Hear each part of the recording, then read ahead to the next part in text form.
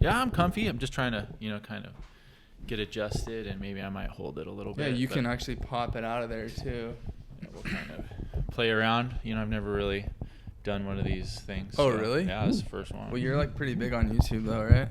Yeah, pretty big on. I wouldn't say I'm pretty big on YouTube, but you got like, to pump out the videos and stuff. Get to pump out the vids. Kind of just mainly documenting a lot of the stuff of just going through the motions of being like a mid-aged guy. For sure. And going into like the whole entire big wave realm, it's pretty trippy on like how that all came about. Obviously, like, we've talked in the past about, like with bodyboarding and everything, right? And having like a real like professional outlook as a bodyboarder, like I remember like my first pipe contest was like in '98, and that was a pretty big deal. I didn't even know that. That's yeah. So, I've always been kind of in that whole entire realm of like surfing kind of big waves, but it was like around in 2020 is when I really started kind of diving into it more. Like we had COVID, right? Mm-hmm. And during that time, me and my wife and a couple friends were thinking about going to Portugal and like doing like this whole entire like trip, to like Portugal, France, Italy, and all that. And then COVID came, and that like took everything out of the took everything out from us because we didn't really we didn't know where we were going to go because they had such strict restrictions on travel and everything. So I kind of dug in the black hole and kind of was like looking at to see what areas had like the least restrictions of travel, and Tahiti was one of them. And so they had like the same restrictions as Hawaii did. All you had to do is just show a COVID test and all that stuff. And so that's what we did. And when I was out there, I just had like this whole entire epiphany. Like one of my friends like recently passed away during that time, or he didn't pass away yet, but we got the news that he had like a really gnarly cancer. And then during that time, I started really thinking like heavily. It was just like shit. Like I can go at any time. Mm-hmm. Like I could die. And big waves has always been like a huge passion of mine. Always, but I never really pursued it just because of a lot of the fear and everything that comes with it. And when I was in Tahiti, when I went to Chopo, it was actually a pretty solid day. And there was like, this was, during COVID, there was like nobody there. There was like maybe a few locals, and that was it. And I literally had like countless sessions there with just me and like 4 other guys. Like, Tatuhuri, Henry was one of the main local guys. And a few of others, I can't think of all their names, but like, seeing those guys like push the envelope just kind of inspired me in such a different way. And anyway, so that's kind of like what really sparked the whole entire journey of everything. Right. And you're just like documenting the stuff on YouTube a little bit. Exactly. But you never been on the hot mic, right? Like no, I've never been on the hot mic. Never. I mean, you sounded good. You're coming through clear. Oh, thanks, bro. It's just fun, doing that whole entire experience. And what's been really cool about it is that I haven't had like any sort of negative feedback, So it's like I've had some few people, kind of like mention like, oh, hey, like we want to see more of this and more of that. And, at the end of the day, like you can't please everybody. You know what I mean? So It's just like if you're doing with what makes you happy and you're just sharing it with people, and if it kind of helps or it resonates with someone to kind of go after what they want to do. And if anything now, like what I've been noticing is that a lot of people now have been coming to me and asking questions about, what's the best way of going around, like how they want to get into big wave surfing and stuff, because there's no like written, like there's nothing written on like what's the best way to do it. You know what I mean? And everything is just all through trial and error. But I think with me is that like I had a game plan, and I think as long as anyone has a game plan on what they want to do and they start going along that game plan, then everything will come together. But, this resonates back to, being a professional bodyboarder, to where like I had all these tools that I was able to use and to bring into what I do. So it's been a real neat thing, because like I remember there's this older gentleman that like I met years ago. Like I think I was like probably like around maybe 13 or 14.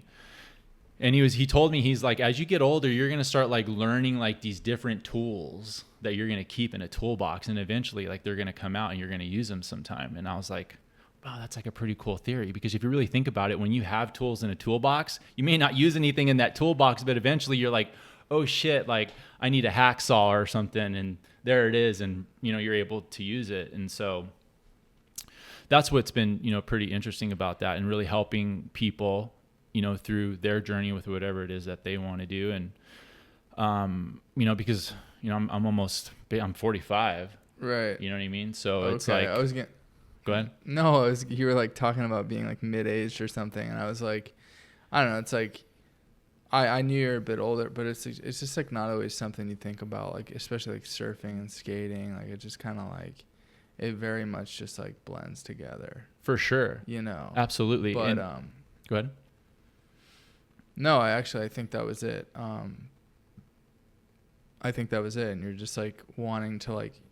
I can kind of relate to that, like just being like, all right, like, you know, like seeing like my dad like get a little older and like maybe not be able to surf as much, or like actually surf much at all, and like just different things like that, and being like, oh, like we've had such a gift and such like to be comfortable in this type of conditions, to be raised by the beach, you know what I'm saying? And like, For sure. Especially from bodyboarding, like, you know, we can get into like, I've had like those, like it's always like the gnarliest waves. Like that's how you get hooked up with like the slabs, is like you gotta be friends with the bugs, you know what I mean? And they'll show you the way.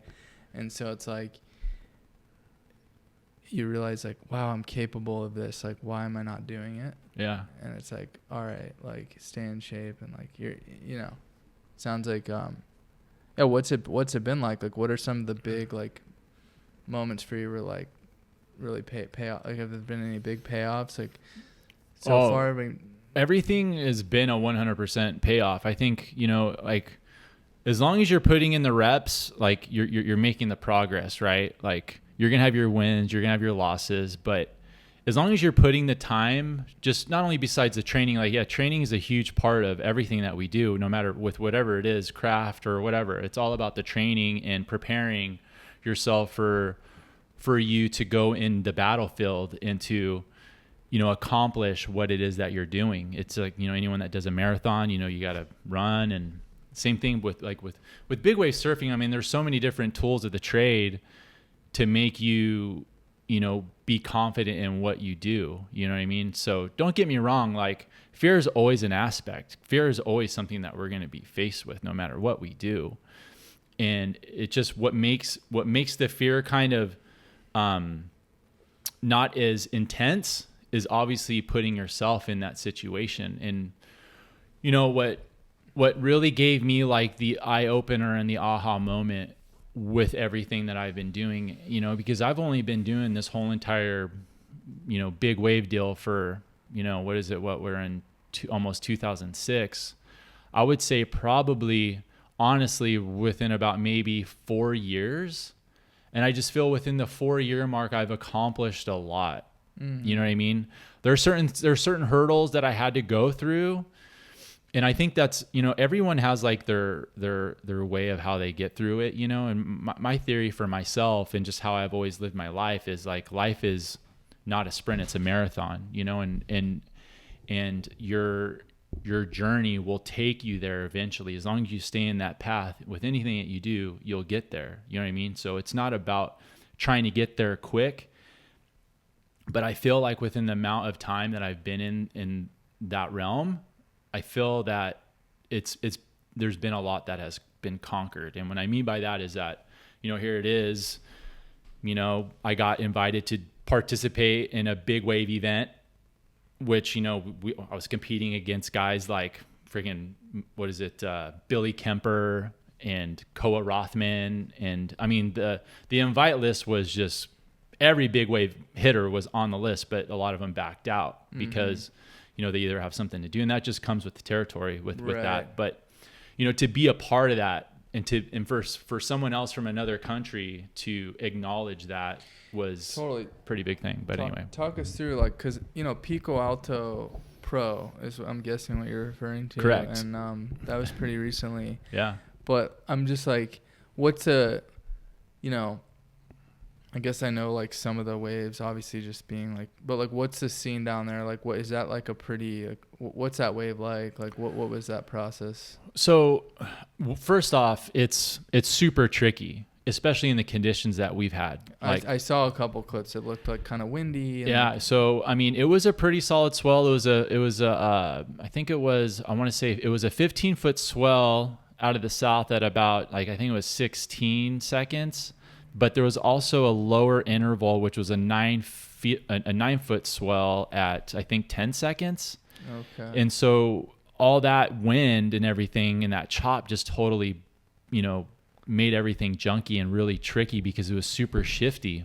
Do you think some of those like guys like back out because they're like, oh, like it's not going to be like that? Pretty good? much, right? Pretty much, Like, and you know, I mean, for them, you know, it's like a whole like commute. And it's also, you know, there's that if factor, you know, because even like when we had our competitors meeting, we had a big old like video chat, and you know, a lot of people were, you know, kind of second guessing if they want to do it, you know, and you know, I was one of the people to speak up about it, and I was, you know, just basically saying, I'm like, hey, look, like these are pretty solid numbers.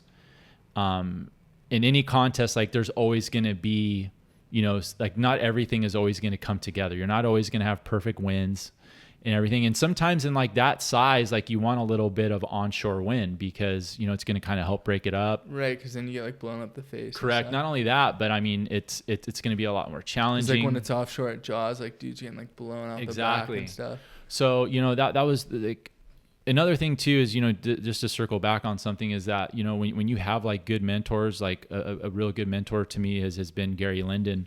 And Gary was like, you know, he was kind of explaining that to me about that whole entire mentality of like, you know, hey, not every big wave contest is going to be perfect. Like, you know, with those wins onshore, he's like, those are the waves that you kind of want in a way, because of just when you're going to have an easier entry, and you could sit a little bit deeper and you don't have to sit so far in the inside. Now, I know that like Pico Alto can get, I mean, it could hold swell. Is that Peru? Where is that? Yeah, it's in Peru. Okay. It's in Punta Hermosa, which is about an hour and a half south of Lima. Okay. And it's a super beautiful place. I mean, like the culture there with the big wave culture, it's like out of any place that you go to. So they have it locked. Everyone there is super cool, very welcoming. Ignacio is one of the main guys that kind of organized the whole entire big wave event, and he's a pretty well respected big wave surfer. He goes by Spud, and like he's a big influencer for everyone out there in Pico Alto. And not only that, like his family. It's funny about like how like when you really look at the dynamics of the surfing industry or the surfing community, is that everyone has like such like a tight niche, you know what I mean? And when you're not like kind of a part of that, I call it like the Boys and Girls Club. So if you're not like part of the Boys and Girls Club, you're just kind of like somewhat of like an outcast per se. For sure. You know what I mean? And so, I mean, it's not like a negative thing, you know, but at the same time, it's just like, you know, we're all a community. We're all passionate about what we do. You know, yeah, you could be a world champion, but you know, you're just like you and I, you know, you're a human, and you know, like let's share stories. You know, I'm all about community and learning, and you know, what can I do to better myself, and right. And that's why I always like being around people like that, you know, even people like you and stuff. Like I remember even for us, like when we met over at Sunset, like what was that, like 3 or 4 years ago, I think? I think so. And that was a pretty fun day when we were there. And it's funny because while we were there, like we were chatting, and then Billy Kemper just like runs by us, and we're just like, oh, what up? And he didn't even say anything. He just kept running. Really? Don't you? I don't know. I remember that. And I was just know, like, oh, and you're just like, oh, such a legend. And I was like, yeah, did I say that? Yeah, you're like such a legend. Really? Yeah, you did. And I was like, all right, whatever. I don't know. Like, maybe, like, I don't know if I would have said that, but like maybe. I promise you did, dude. Really? That's why you kept running. Oh, really? Probably. I don't think I like. He's like, I don't want. He's like like, I don't some want of none those- of these howlies bothering me. For sure. Like some of those dudes, like, I'll like say what's up to or like whatever. But like I don't know. I mean, I could. Who knows, dude? But whatever. Yeah. But at the I don't end really know that. Like I don't know if I'd say what like I don't really know that dude. But no, I mean I like don't get me wrong. Like look, like I don't know him really. Like yeah, we've crossed paths. We were there at the contest and stuff. And overall, I mean he's like one of the best big wave surfers. You know what I mean? For sure. You know what I mean? Like nothing but respect to that guy and everything that he's accomplished, or anyone in that arena. You know what I mean? And by all means, go ahead. No, I kind of heard some things actually, like, but then again, it's like, maybe certain people just like to keep to themselves. Like for sure, absolutely, and it's they're just on a different trip, and it's totally respectable, and I respect that, and they get bothered by so many people probably. I mean, just recently, like when I was over at the Boardroom show a couple of weeks ago in Encinitas, Jerry Lopez was there. Right. And just everybody just kept like swarming the guy. Oh, really? Yeah. And it's funny because you kind of like as an outsider for me, like I always pay attention and like look and seeing like what people are doing and like how they are. And there's some people that are just like leeches, you know what I mean? Like hanging out with them just because of his legendary status, you know what I mean? Right. Versus just like, being like super organic and like being like a friend or whatever. Right. I mean, because I ran into him when I was in Fiji last year over at Cloudbreak, and he was like one of the coolest guys. Like we shot the breeze for a bit, and we were talking boards, and he let me check out his board, and so what's trippy is that everyone now is starting to kind of ride the whole entire twin fin deal. With like I don't understand, like with what? Like with riding guns? Big waves Really? With guns, yeah. Like so what's been pretty interesting is Richie Collins has been kind of back into the well, he's always been in the realm of things as being a shaper. So Richie Collins is pretty much he was on the CT. Probably should. But. Yeah, you should. His dad's the one that started Wave Tools. Okay. And everything. It's a little bit before my time. Yeah. I mean, either way, like these are like super legends, you know what I mean? Sure, but back in the time, or back, in the late 80s and early 90s, when Richie was on tour on the CT, he was the only one that was using freaking twin fins, and he was blowing everyone out of the water, like pretty much like hands down one of the most competitive surfers, and people would just mock him all the time because of what he was using. And so anyway, he's been shaping, and like one of the main people that has been riding his boards is Jamie Sterling. And so Jamie Sterling's a pretty good friend of mine. And I was kind of, shooting the breeze with him, and like when you see Jamie surf these twin fins, his freaking bottom turns are so insane. Like he puts this thing like on rail and just rips it over at sunset. Like whenever I see him surf it all the time, I'm just like, what the fuck? Like, how are you? Like, you're just full on making this thing like just look like a thruster, like just with at ease and just power, right, and everything. And it like, when I was talking to Jerry about all that, it made me started thinking, I'm like, man, I should try one of these twin fins and just see like how they work. I mean, I haven't got into it yet, but right, but it's just kind of crazy to see like what people are doing. I mean, I know that there's also other people that have been riding YMA on twinnies too. Well, it's funny because I'm looking at a new set of fins, and it's like, I guess like the Billy Kemper quads are like, they're almost like, kind of killish, right? Right. Like, well, they're super upright, but it's like the back fin is almost bigger than the front fin. And then on the Johns, it's like the front fin's tiny. Yeah. No, the front fin's like a little, it's almost like a little. No, I'm saying it's the opposite. Like from Billy to. Well, no, the very opposite would be like between like this, Jamie Mitchell's and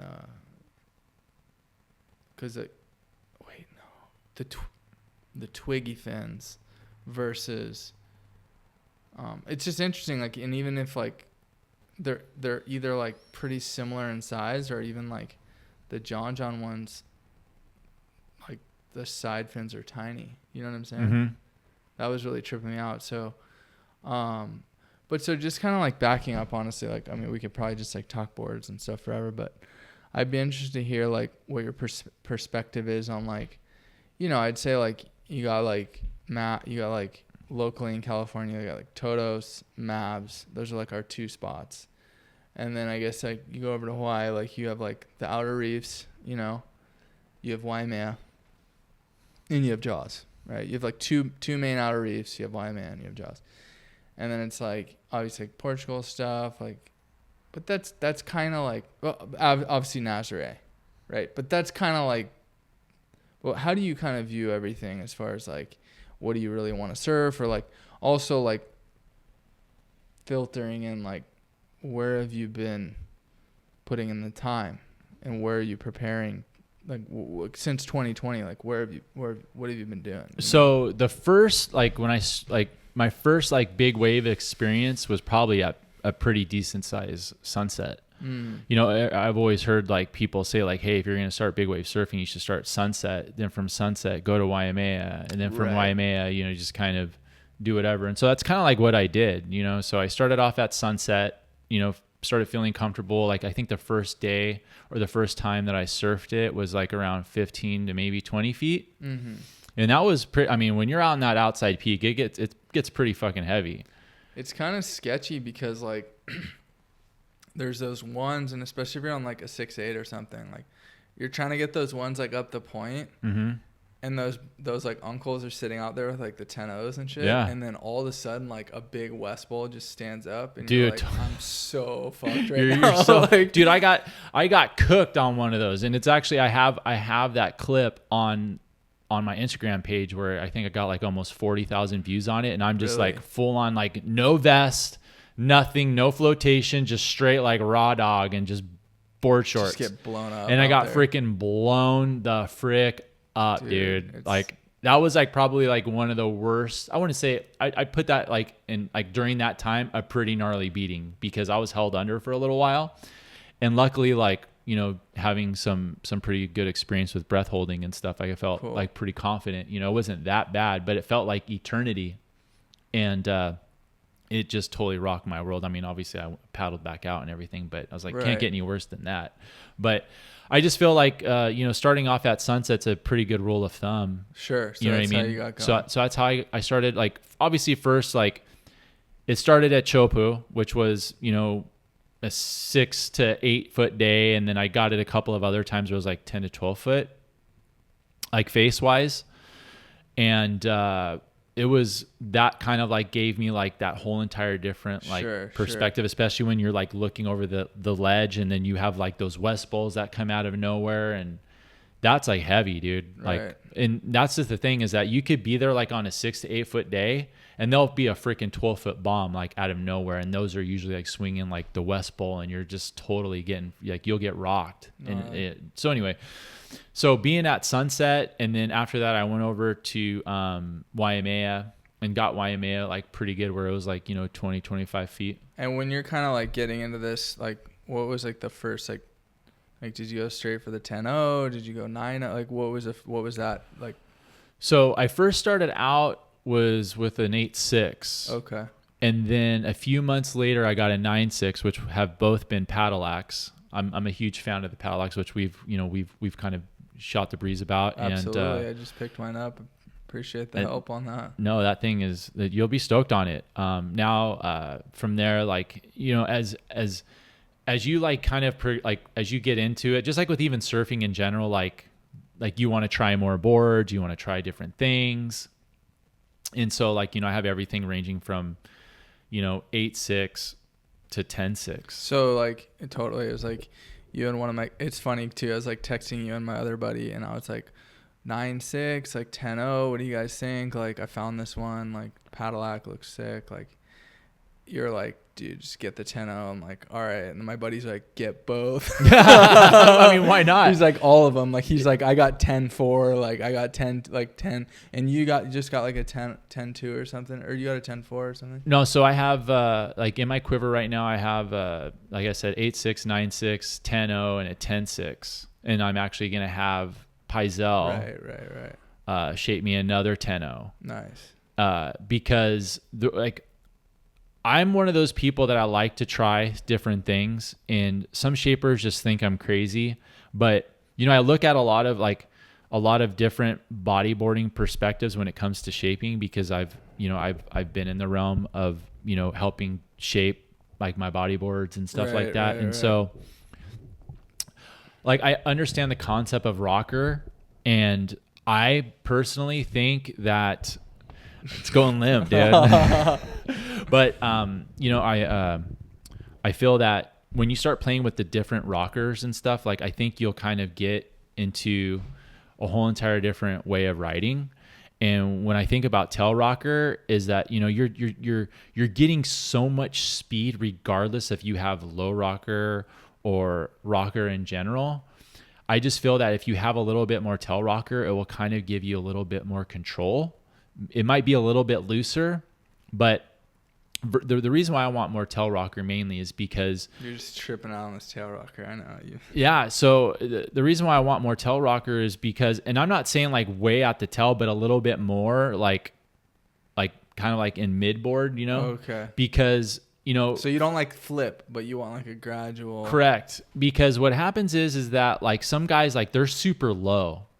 You know, if you're super low and your foot placement, then yeah, like, you'll be good. But the majority, like the way I surf, like, I'm a little bit high, like when I get up, sure, you know, where I put my back foot. And, you know, I just feel that, you know, I don't want to have all this time trying to freaking adjust my feet when I get up. You know, I'm already up. I have a wide stance, good solid foundation to where like I won't fall.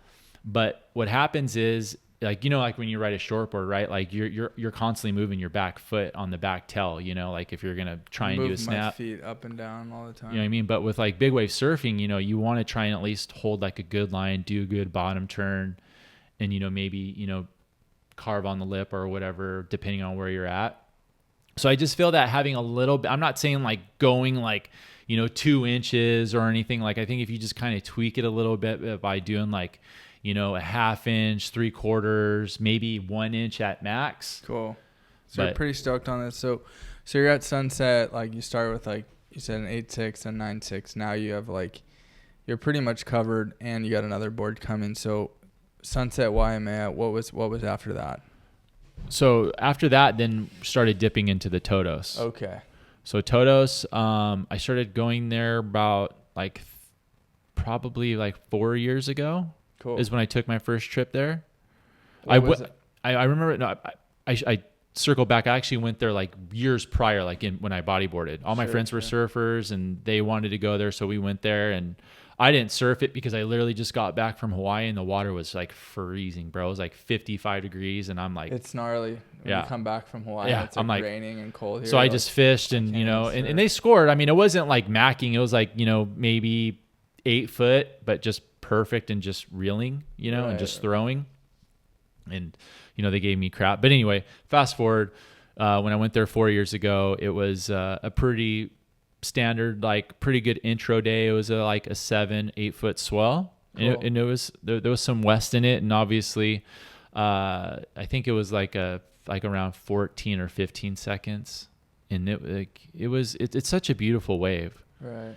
And one thing I love about it is that it's still it's still like very mellow. Like, people don't go there because of everything that goes into it. It's not like where you can get in a car, drive to Mavericks. You know what I mean? Like, there's a whole process. Like when you cross the border, get in a boat, like get a ponga, like all that stuff. Totally.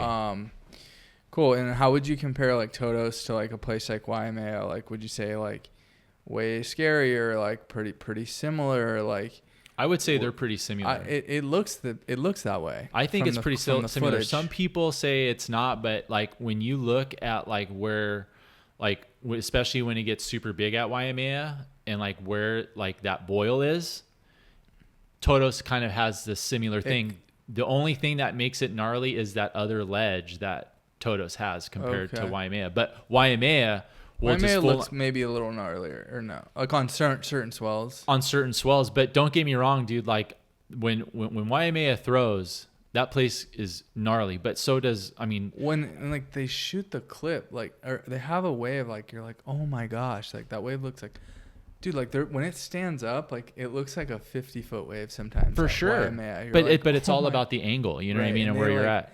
And like Todos, I feel like there's a lot of clips like from the channel and stuff, and it always looks like kind of mellow.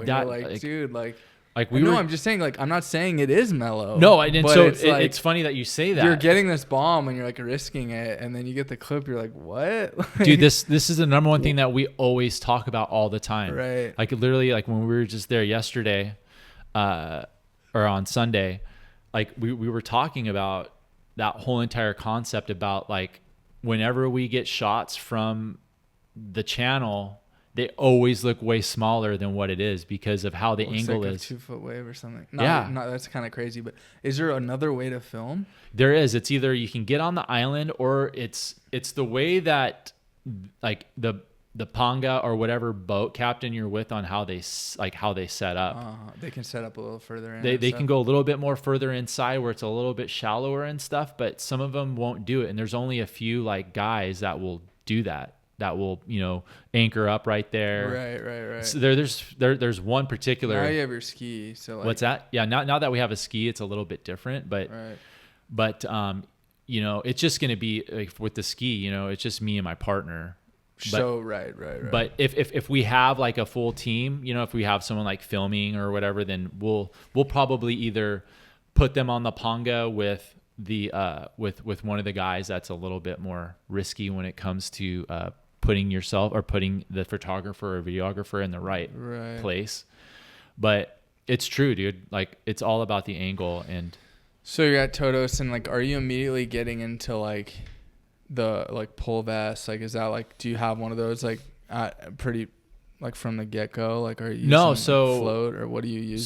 So usually it depends. Like if it's anything over 25 feet, anything under 25 feet, I'm just wearing just my impact suit. And that has like some pads in it. Has some pads in it and everything. But did you get a suit like right away? Like, sorry, not a suit, a PSI vest? Right. So I got the PSI vest that would probably, I think I got everything like right during the same time. When you're like surfing Waimea, I got the big day at sunset. Because guys, I've even seen guys wear those at sunset.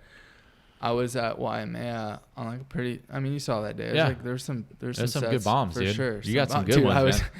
I did. Thanks. I appreciate that, bro. It was like sick to like get those, and like you were stoked, and it's sick to see like your buddies like for sure, what? Dude. Like how do you get that one? Like you're kind of a little bit like fired up, and then a little like, damn, I'm so stoked for that dude. Like, because some of these waves, it's like, and like we were talking about like growing older, it's like you can just look back at that memory, man, and like that's so real for me, and like I don't know, just for like family or like, dude, it, like sharing these memories, like they're like you. Like I have some friends that are just super like they're sticklers about like not wanting to document anything. They're just all about memory.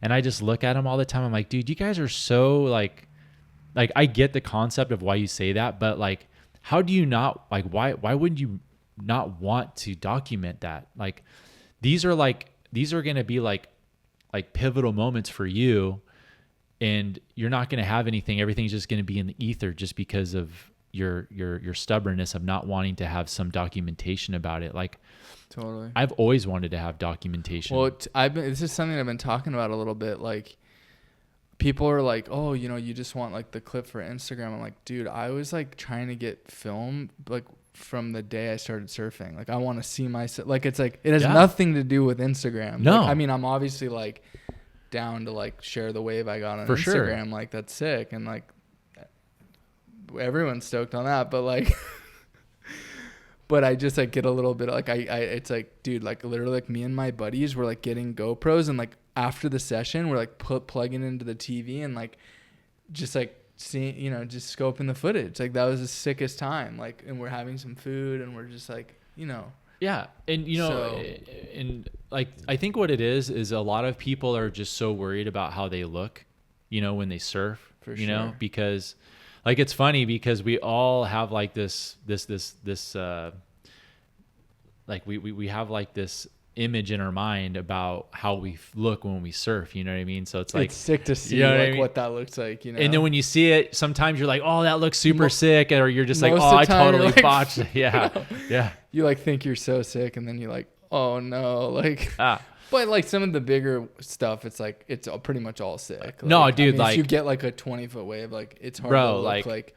I couldn't agree more. I couldn't agree more. I mean, and it's like, you know, I get like some of it, like, but it's like those dudes are swimming in the channel at Waimea, and I'm like, you guys are so gnarly. Like, can I buy like can I buy you a case of beer? Like, B, like, if you have a photo of me, like, I'd be so stoked. You know what I mean? Because it's like, and then they like send me the sickest like photo I've ever had. Like, and I'm just like, wow, like, this is sick. No, dude, you're so stoked on those photos. I was so pumped for you when I saw those. I was like, hell yeah. Totally. And there was like guys with the float, and like I remember I was like, I mean, I just had a spring suit. Like my buddy was like, oh, you know, you could borrow it, but I was like already taking his 9.6, or I could borrow like the padded thing, you know, like and I was like, I was like already taking his board, and like I don't know. I just like, and it was fine, you know, it was fine. Like, but definitely like, I don't know, like as you've progressed, like it's definitely like I could see why like you kind of want to have that float, like. If you're trying to go to Mavs or like, geez, you're down in Mexico, like you get in a bad spot, like everyone can like, you can kind of put everyone at risk, right? Because they're trying to save you. Have you had to pull like at all? Like, so far since I've had it, I've only had to pull twice. Right. And if you don't surf, like we're talking about, like there's these like vests that like basically Shane Dorian made, right? Yeah, like correct. Back with Quicksilver, and you there's CO2 canisters in them. You pull a rope if you're like 30 feet down getting like drilled, you pull a rope and it basically like floats you to the surface. I mean, it's not like a jetpack, but it gets you up there. Well, regardless, yeah, you're coming to the surface. You're going up. Yeah. And so this is a new safety development, and like it's basically preventing people from dying.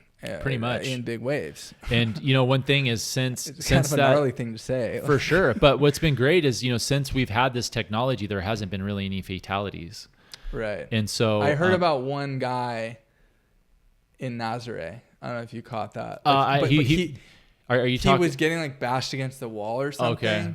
I don't know. I don't even want to, like, it's like my buddy told me this. I was like, dude, I don't even want to think about this. I heard only one guy. Well, I mean, I'm okay. Like but I'm just saying from what I've heard, the majority, like, I mean, no one has like really, I mean, obviously like he didn't drown. Yeah. He was just, he got put in a bad situation. Yeah. Right.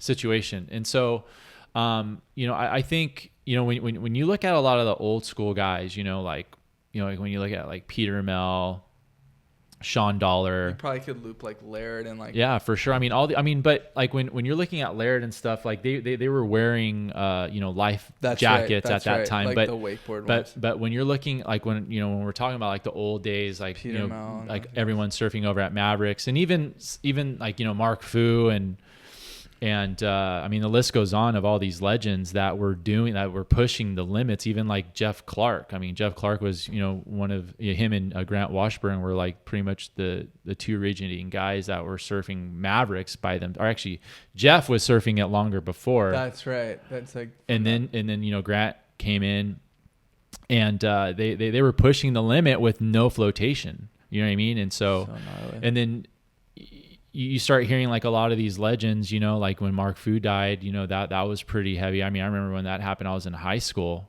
when that happened, and I was just like, wow, like I knew who Mark Fu was at that time. And, you know, to hear like, here it is, like one of the best big wave, you know, Waimea surfers to come out of Hawaii, and he dies at Mavericks. And the wave that he took off on wasn't even like that gnarly. I mean, don't get me wrong. It was gnarly, but not like gnarly like what you normally see at Mavs. Like it was a perfect Mavs day. It was probably like, I'd say probably like maybe like a 15-foot day. But the wave that he took off on, it just like, it was a perfect wave. It was super sick. It sucked. Yeah. I mean, it just full on ledged out. But like, you know, back to what I was saying is that, you know, when you're seeing those guys push the limits back then with no flotation, it's just now you're seeing guys even push it harder with all the technology that we have. I mean, you know, when you're looking at like Aldo Slaber freaking, you know, almost getting the Guinness World Records, you know, on that swell last winter over at Mavs. And, you know, even the guys that are charging, you know, over at, you know, Nazare, you know, like when you're seeing guys like, you know, Cotty and Garrett McNamara and Lucas Chumbo. And, I mean, the list goes on too of all those guys that are doing that whole entire Naz deal. And, it's crazy because of that technology. People are pushing it. And what's been even interesting and really cool too is like, I've been working with a company called Ocean Tailored, and I've been kind of helping them develop an impact suit, even though they've had one in the past, but there's just been a few things that I just felt they could kind of improve that a lot of other brands aren't doing at all. And the main thing is just having a safety handle. I saw that. That looks pretty cool, actually. And I feel like having that is such a huge factor because, even with you having flotation, you could be completely unconscious or, being concussed or suffering from hypoxia, which is, high levels of CO2 to where, you kind of black out. And, there's all these different factors. Also, you could be injured where you'd be paralyzed. And that whole entire point of having that safety handle is for, water safety to grab you in those situations. I get so tripped out sometimes, like thinking about like some of that stuff. But so I mean, that's the chance, like because that's what can happen. You know what I mean? You watch those, like, I don't know, like, it's not like I watched like one of those Power Lines videos and it was just like, fuck, such a sick day at Mavs, like 25 guys out. It was like perfect 20 foot, like just, it was sick. Like it was super clean. I was like, wow, it looks so like good out there. And then like, I like the other night watched like 2 of the like full episodes and it was like the gnarliest like sketch. Like I was like, I don't know if I'm gonna be able to sleep tonight. Like guys are just getting broken. Like dude lungs blew out. Like guy's leg got like his leash, like he was like sitting on the left, like kind of like inside, and got like cleaned up, and his leash, like his leg, like got like dislocated from his like. No, so it's like funny because like so what's so interesting is that you were talking about a leash, right? And so like I'm good friends with Coco Nogales, and he recently, a couple years ago, he got in a really bad surfing accident on a pretty solid day over at Todos, and he broke his coccyx bone, and he was it was pretty gnarly. It was pretty much kind of almost on that same level of like what happened to Billy Kemper, and I mean, Billy's was a little bit more heavier, okay, but Coco's was pretty life-threatening too. What bone is that, and what makes it so life-threatening? So it was his hip, and so like his whole entire, like there's like a bone that's connected in the coccyx area that completely shattered, and he had to have his whole entire hip like wired together. And while he was going through the whole entire process over in Max when it happened, like the doctors just basically said like you're screwed. Like the doctor was like totally doom and gloom. And luckily for Greg Long, basically got him over here, and luckily Coco was able to get like the proper procedure. Is he like a Puerto guy, or is he a Todos guy? Yeah. Okay. So he's a Porto guy. He's pretty much one of the best big wave surfers out of Porto. I mean, there's a couple of others, but he's like one of the main ones, and he's super cool guy. But the reason why I was bringing him up, and you were talking about a leash, I think companies now, what they need to do is they need to start coming up and being a little bit more innovative when it comes to leashes.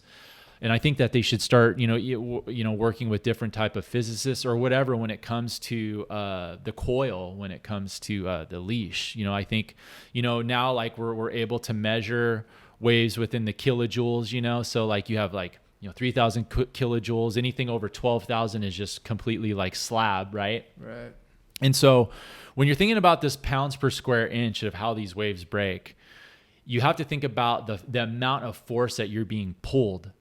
And so I think like there needs to be a way of how they kind of, figure out a way with like a spring in it to where when it gets to a certain point of PSI, it just snaps. Oh, okay. You know what I mean? It just goes versus having this,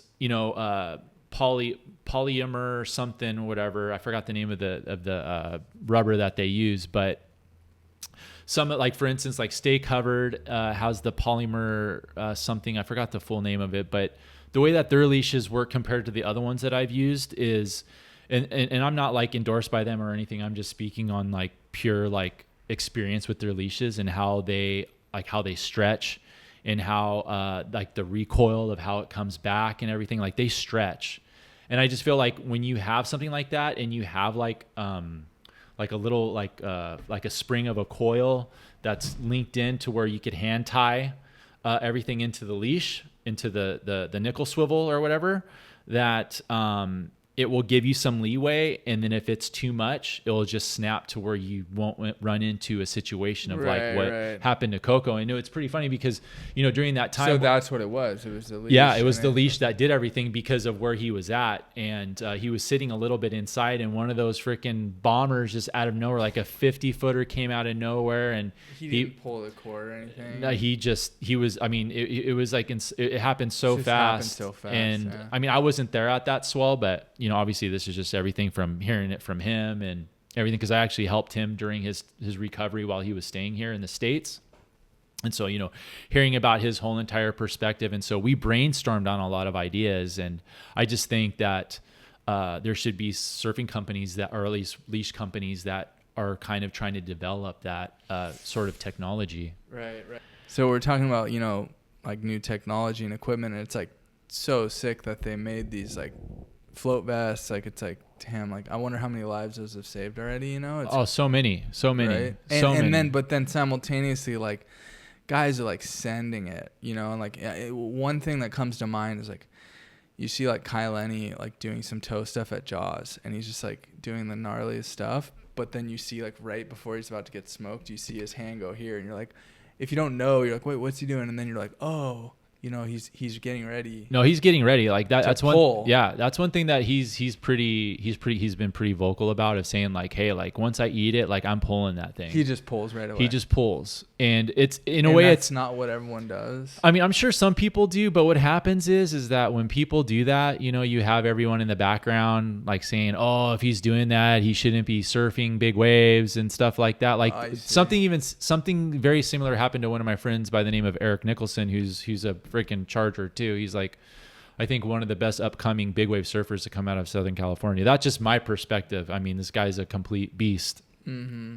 But he got his, like, I think it was like one of his first solid waves at Mavs, and he rolled into fear and he pulled super early, and everyone over at Mavs, like the whole entire crew, just started kind of like clowning him a little bit, you know, because there's some factors that can happen, especially like, you know, the whole entire dynamic over at Mavericks is everything is relatively pretty close together, because like you have the main peak, and the way that everything works in the canyon, you have like the boneyard and all that, which is all the rocks there. So depending on the current and stuff, like you can get swept away, especially like when you're floating in a buoy. Like you can get you can get set into those rocks pretty easily. So sometimes that could put water safety in jeopardy to get you, because you're pulling too early.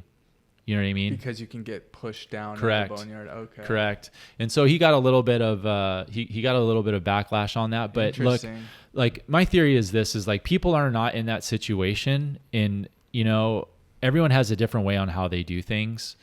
And at the end of the day, like it's all about being safe and coming home to your family. And you know, if it requires you to be smart and to pull, then just, you know, I'm not saying like, hey, you know, don't use it as like it's mainly there for like, if you know that you're about to black out, pull. Right. You know what I mean? And because regardless, even if you're wearing just a regular wetsuit with no flotation, you're going to come to the surface eventually. But it might be way too late. You know what I mean? But it's just with float, as long as you have any sort of flotation, because there's been times where, even for instance, during that swell, that when I was talking about Coco, there was a bunch of people that got completely annihilated. Like people were panicking, people were freaking out. And a couple of my friends, one of my friends, his name's Dave Henderson. And he's a big gnarly lifeguard over in San Diego. And he was one of the guys, like, he was telling me that like he tried to pull and his whole entire PSI vest didn't open. It didn't ignite at all until eventually, like he got to a certain point, and then it expanded. That's hilarious. But luckily for him, like, you know, he's a lifeguard. He does a lot of water training, and he's been in those sort of elements to where he was okay. But there was other people there that were completely like, they were done ski, like done. Like they were backing at the boat, they were done. And that's what really put things into perspective for me when I heard about all that, because what's going on now is like a lot of guys are going to these big wave spots and not having any sort of like water safety planned out. And what they're doing is that they're putting other water safety technicians in jeopardy by taking away from other people. Mm-hmm. And don't get me wrong, like if someone's in danger, they're going to help you, but it's just not fair to them and to whoever else invested into that water technician, because then you're taking away from that person. You know what I mean? Mm-hmm. So I think it's always best that like, if you're going to start charging like in those bigger conditions, then, you know, invest in water safety by paying someone whatever it is, like whatever they charge. It's better to have that to where you'll be safe and not just rely on someone else. Totally. And that was one of the things that a lot of people were kind of like talking about, especially there, because over at Todos, there's like no water safety there. Like it's like you're like straight wild west. There might be a few guys that might run water safety, like Dave Henderson might be running water safety. You might see Ryan Hardgrave there running water safety. But usually when you see like Hardgrave, who's one of the main he was one of the main water technicians for the WSL Big Wave Tour. Oh, cool. And so he'll go there and he'll do you know, water safety for like some of the guys, you know, like Tom Lowe or Nick Lamb or whoever. Like even guys like if you wanted to do some water safety, I mean, he would do it for you, but you're gonna have to pay like a pretty hefty amount, which is pretty, you know, it's sometimes at the end of the day, it's worth it. If you are focused on wanting to score that wave or that dream wave that you want, then just invest into water safety and do it, because that's what it's there for. And, you know, don't just rely on other people.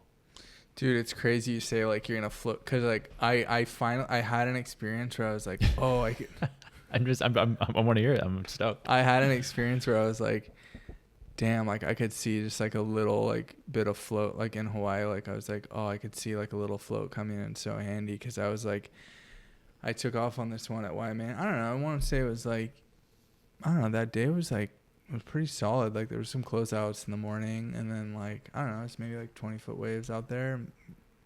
Like 20-foot Hawaiian?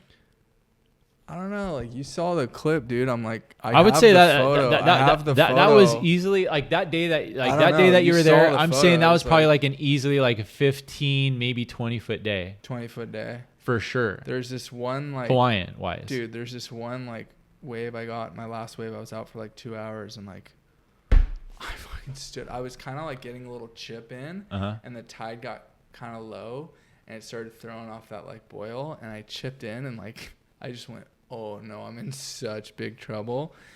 And I like tried to straighten out and like go around it, and I just got like, you got smoked. Yeah, dude, I got smoked. How gnarly is when you get smoked there, bro? I was like, all right, like I'm in a pretty bad spot. And so I was like, what I need to do right now, and just like let my whole body go numb. Dude, you just have to go limp, bro. You can't fight it. You just gotta let it do its thing, run its course. Like I remember, like I had one of those moments. But then finally, here it is. Then finally, yeah, I'll have bro. To, like, put this up on the video. But like, then finally, like, I was like, I gotta start swimming up. Like, but it's like I felt like if I had float, that was the one. Like, dude, that's like a 30-footer, dude. Someone posted this on Instagram, and like one of my boys like saw it and tagged me, and I was like, oh my gosh, like this is about where you're getting the worst spot I've been. Getting completely smokedified, dude. And it was sick though, cause like Water Patrol came over, and I was like, you know that really big Hawaiian dude, like I some of my like close friends know him, and so is it Joey? I don't know. Is he bald? No, I don't think so. No. He came over and was like checking on me and stuff, and I was just like, I looked at my board, I looked at him, like I looked at like just like the horizons, and it was like, all right, like, you know, I'm good. Like I just, you know, my board was intact, like it was good, but I was like, it was nice to have him there, you know. Yeah, for sure. Like a little they're comfort. On it, dude. I mean, and I was like, I'm good, but like I saw in that moment, like I don't know if I would have needed that. No, per se. Like, it was several strokes. Yeah. Like I was like, whoa, wait a second, like more. Dude, I totally like one thing about Waimea, like so. Like my good friend Joey Aloha, who's one of the main lifeguards there over at Waimea.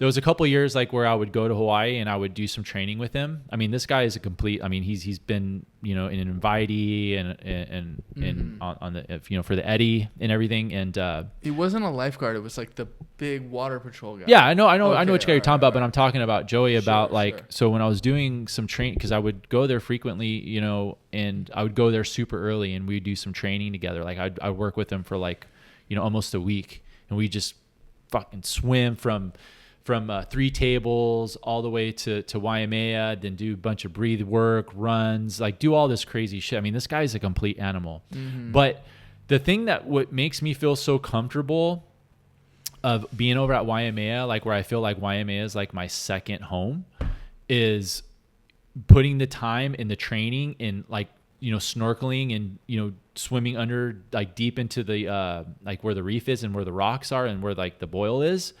Because when you do that, you have like a whole entire perspective and like how deep it is, that you have this comfort, like you have the, like you feel comfortable there, you know, because you're like, okay, hey, like this is where I'm at, like this is what's gonna happen. Because I remember like one of the first waves that was like it was probably like a 25 footer, and this thing just completely like threw, dude, and it just full on just launched me. And I got completely sent down to the bottom. Same thing, like water safety, like rolled up, and he's like, hey, are you okay? And I gave him like, I'm all right. And so that was like a whole entire different perspective for me on like getting completely worked at Waimea. And putting in that time there like made me feel a little bit more confident, you know, because of knowing like the dynamic underneath of the bathymetry and all that. Well, there's a solid connection with like the body. Like I know all the old like No Friends videos, like those guys are like packing the shore break. Well, that's another thing too. And I spent a lot of time there bodyboarding there too. Like I would be there with, you know, Andre Botha. I feel like Botha's like the guy out there. Right? And Botha, and then, you know, coming, you know, being from California, like, you know, I would always, you know, see Eddie Solomon. And one of my good friends his name was Brandon Foster, who was like one of the top pros back in, you know, the late 2000s, late 90s. He was like with Custom X. He was from South Africa, and I would always stay with him because he'd always get a house, and like everyone would like stay with him. So like Eddie would be there all the time, and you know he'd always clown me, and Eddie would always clown me. It was the funniest thing ever. And so then Keiki's came in, and that was like a really fun bodyboarding spot. But you know, putting all that time there is what has always made me feel comfortable in Hawaii. Like even pipe, like I remember like, you know, doing my first pipe. You don't want to go snorkel out there. Where? At pipe? No.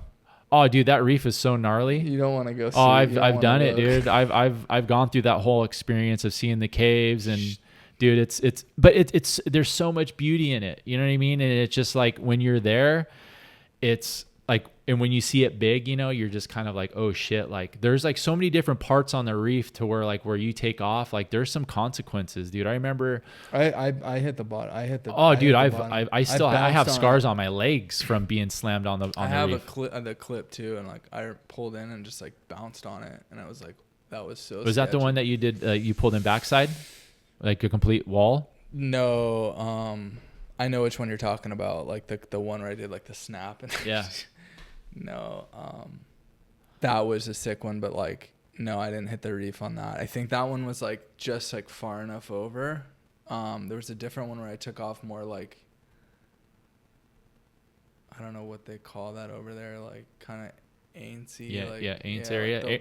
But the left, like, so it's like, it was like one of those wide ones, and like when you're pulling in over there, you're like right over the reef, you know. Like, so I mean, I felt like I was skateboarding, like I like bounced off the concrete. You know? Yeah. I was like, whoa, that was sketchy. Dude, I remember one year I took off like super deep on this one, and I was like, this is when I was bodyboarding, and I was scooping like a full on deep scoop, you know, and then I tried to like set my rail to get in, and the freaking wave wouldn't let me in, dude. Like it did this weird thing, and then the freaking lip full on like broke right on me. God. I got like, it shot me out, and then after that I got tumbled and then freaking hit the bottom, hit the reef. Like my leg got all fucked. Like I had a big old hematoma on my knee and my shin. And my wife was there, and she was just like witnessing all this stuff, and she's like, "Oh my God, my husband's just getting completely tooled." Everyone, no, for sure. Everyone, it gets pretty much everyone, man. Oh, for sure. You're gonna I've gotten it served up. Like that one I just paddled back out. Luckily, as a surfer now, like I haven't really surfed there much, and it's not because of that. It's just I don't want to deal with the crowd. Right. I mean, I know where to sit. I know what to do. Like I know the whole entire dynamic of everything. It's just the crowd is so heavy. I don't even want to partake in that. Dude, this is something I was thinking about though. Like, I actually got in like a pretty good chat with Hubbard out there one day. Like him and I were just like, because there's a couple waves like back home where I'm from and stuff, where like actually get pretty sick for California. And, So we were just like chopping it up about those waves because I think he lived. Anyways, long story is like, dude, sometimes I notice, because I actually spent like a couple years off and on like bodyboarding that wave, like down in like San Diego, like it would just be like, I would just boog it some days, and it was just like steps in the face, and it was like tight. It's not like those Oz slabs where you kind of like can step down, but then you're standing in the barrel. It's like, it's much more suitable. Like anyways, I was boogieing a little bit like on some of the swells, and so sometimes I notice, like, I remember like sitting with Jeff that day, and I was like kind of like trying to take off on like the crazy boog waves with him, and I was like, what am I doing? Like, I'm on you don't want those on a surfboard, like you need to find, like you do, but like you don't, you know what I mean? Do you ever notice like your mind is like trained to like get those like boog waves, but then like you're on a surfboard now, so you're like, well, I think like, no, I totally understand what you're saying. You're looking for that like crazy one when you're on the boog, like the ramp, or like the one that's well, with surfing though, it's like there's just like it's such a different dynamic, you know what I mean? Because like you have to have like that's one thing that's like such a huge respect to a lot of like the Hawaiian surfers, and like even the guys from Tahiti, is that they're so used to surf, and even the guys from Oz, like they're so used to surfing such gnarly ledges, you know what I mean? And then for like people like us from California, when we're faced in those certain situations, because like we don't really have that many places that like fully like throw like that, like ledge, like wedge will get like that, maybe seal might get like that. Then obviously certain reefs in La Jolla and stuff. So I mean, I know some, but but there's those places that do that. But when you're there in that moment, you kind of second guess it, because you're just like, oh shit, like, when you do, like, there's a repercussion that you're gonna face if you don't make it. You know what I mean? Especially like, certain places that I won't mention where you'll get slammed and you'll hit rock or wherever. Right. But it's like I remember like one of the years when I was there for the winter, I had a pretty good conversation with Dave Wazel, and I was talking to him because he gave me a pretty good analogy. This is like right when I started like getting into big waves. He started kind of giving me like these different perspectives of like different goals to set with a certain amount of a time period. And so like I kind of like told him a little bit about my backstory, and then one thing he asked me, he's like, oh, so like how is it, like how do you view surfing now from being like a pro bodyboarder? Right. And he's like what has that, or how did that develop to make you like a better surfer per se? And I go, well, obviously with bodyboarding, like you have a little bit more of a connection to the wave versus like surfing, because you're standing, right? You know what I mean? And like with surfing, you could take off a little bit later, you can get a little bit deeper. And I'm not saying that you can't, like there's not guys that are not doing that now, but back then in like the late 90s, early 2000s and stuff, like there was only a few bodyboarders that were pushing like that limit. And even surfing, they weren't even doing that yet. I think the only person at that time that got something super ledgy was Laird when he got that wave over in Chopo. Gnarly. Which is what set the whole entire realm of like what the possibilities are of toe surfing, like waves like that, ledge like that. Right. You know what I mean? And so, with bodyboarding to surfing, I mean, there's so many different relative, things that you could take and learn, Oh, it's because half of the thing is like reading the ocean. Like you have all these like incredible athletes, but they step on a board and they're like, well, I feel like half the thing is like picking the wave and being in the right spot. And speaking of which, So if you're reading waves. No, it's absolutely true. But what's so interesting is like how you're, talking about just other like professional athletes, right? That aren't surfing related, even though they're super athletic, as being a surf instructor. It's so funny when you look at how people view surfing. Everyone thinks that surfing is a pretty like easy sport. You know what I mean? But, I've worked with people that have done, Ironmans, triathlons, like all that crazy stuff. And like they get gassed. Most of them they won't even last the hour sometimes. And I'm just like blown away. Wow. Because everyone's like, oh, I'll be able to get up and everything. And so far, what I've been noticing is that women pick up surfing a lot quicker than men do. Is that right? And I think a lot of it though too is just men and ego. Right, you know what I mean? Because they're like listening to you and more open to your like. Yeah, women. They're like, I got this. And yeah. And women, they do really well, but what happens is that they start getting discouraged because with any sport that you do, they don't look like the girl on Instagram. No, they don't, dude. They don't. But I mean, there's some that do per se, but the thing is that what happens is like to anything that you do, you have to put in the reps. You know what I mean? Like everyone just thinks that, by grabbing a board, they're going to stand up like their first couple times. Like there's some people that have surfed a year and they still can't grab the concept. Right. You know what I mean? And a lot of it, I always tell everybody is that like, if you're starting out, humble yourself, get something that has a lot of foam and length. Right. You know what I mean? But it's just, that's another thing too, is like another reason why I started my surf school was I just want to be more in the ocean. I love the ocean and, passing some of that knowledge of what I've developed from, a little kid, to bodyboarding and to where we are now. And right. I think that, there's a lot to share with people and tell them, mentor them into their journey of whatever it is that they want to do. Well, it really is like a mountain to climb. I mean, specifically like big wave surfing. Like, I don't know. I mean, for me, like, it's like, I'd been at YMA a couple times, like when it was like solid and like, I don't have a 10-0. Like, I don't know. Now you do. I don't have a 9.6. Like, I was like, I'd been there, but I'm like, fuck, like, what? I don't know. Like in those, it's just like, I'm going to use that. Like, I don't know. I just didn't have one, dude. I don't know. Now the possibilities are endless, my friend. And I know for sure. Scary. No, it's like, yeah, when you see, like when you have that in your hand, like it's a whole entire different type of like excitement. You know what I mean? Because now you're like, oh shit, this is like the real deal. Like I'm really like dialing in this. No, and I remember like my buddy's like, yeah, feel free to use like my 9.6. I'm gonna go like foil a Chinaman's, and I was like, all right. So like got a ride down to one. It's a shit show because it's like 20 foot or whatever, and it's like got a ride, got dropped off. Saw someone in the lineup that like lived in the neighborhood. I was like, oh, can you take me back? Like, you know what I mean? Yeah.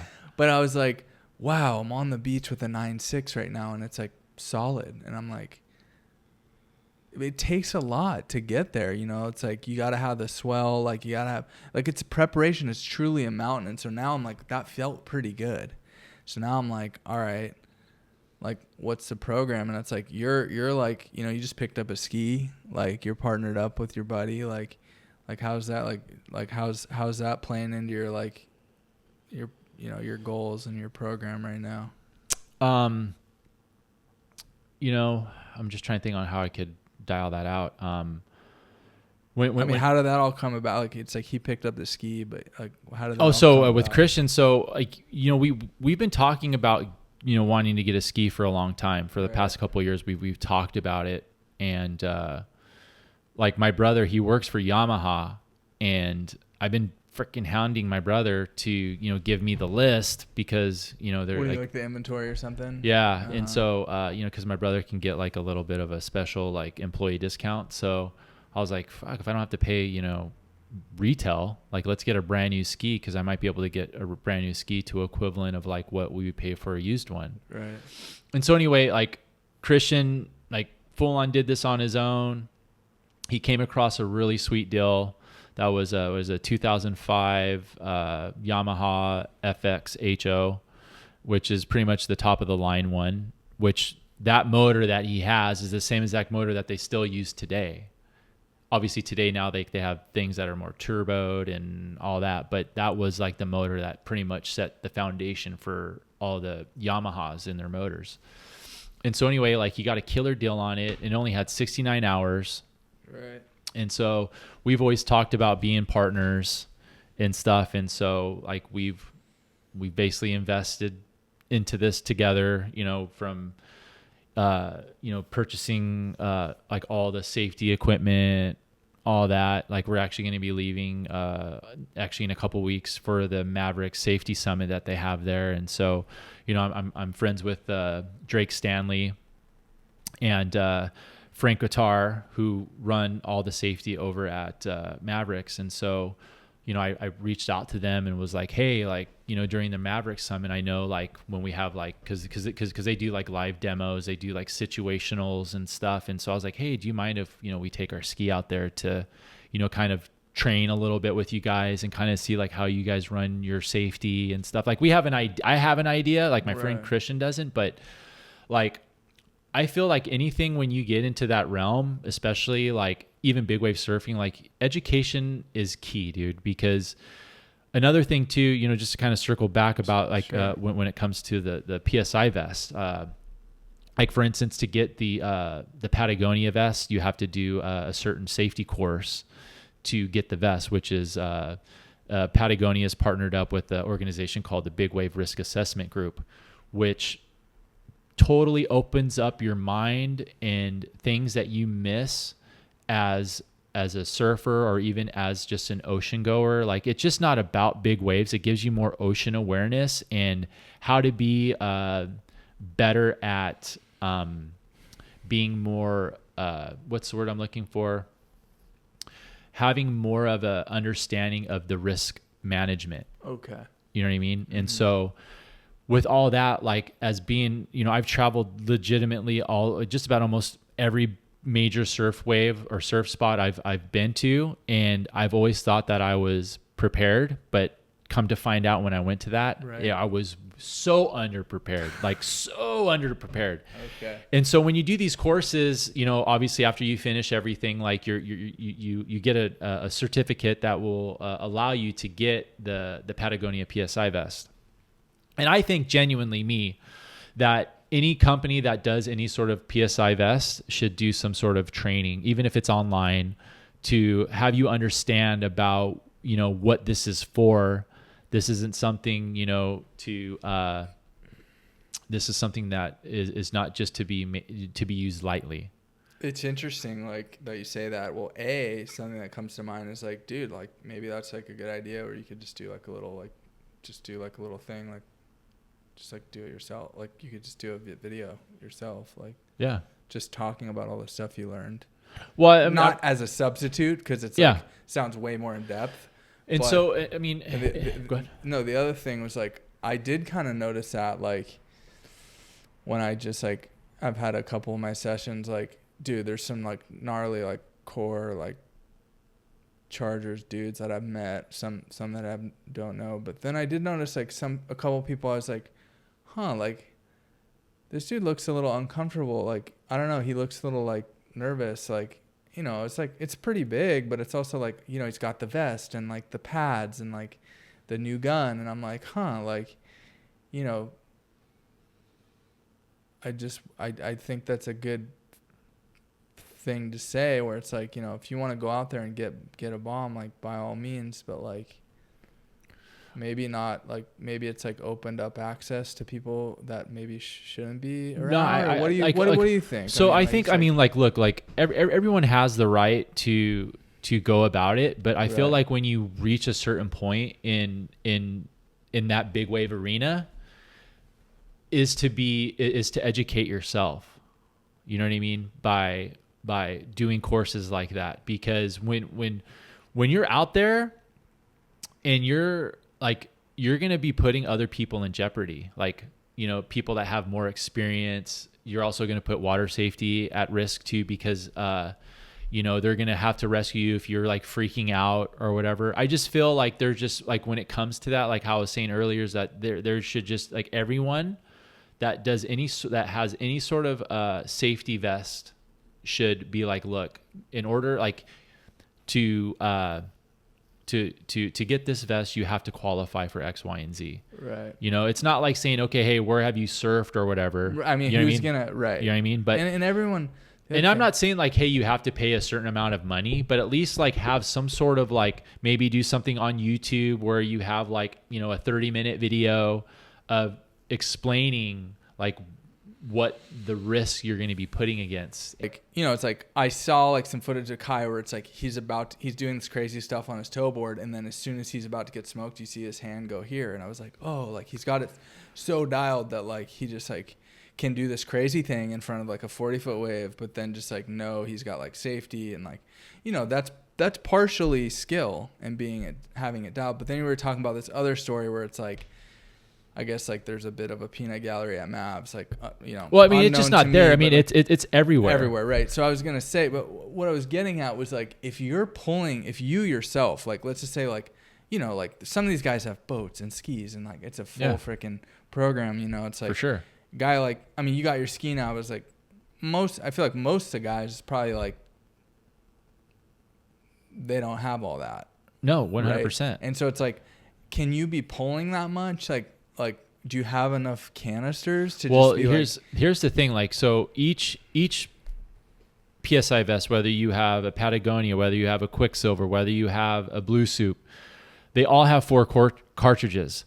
The difference that sets between like the Blue Soup, the Quicksilver, and the Patagonia is that with the Blue Soup Blue Soup has 2 PSI vests now, and Quicksilver is not making theirs anymore, but some people still out there. Right? Yeah, they discontinued making them. But from the we'll just talk about the Quicksilver and the old Blue Soup. Obviously, you have 4 different separate containers that you can pull. Right. Now with the new Blue Soup and the Patagonia is that you only have 2.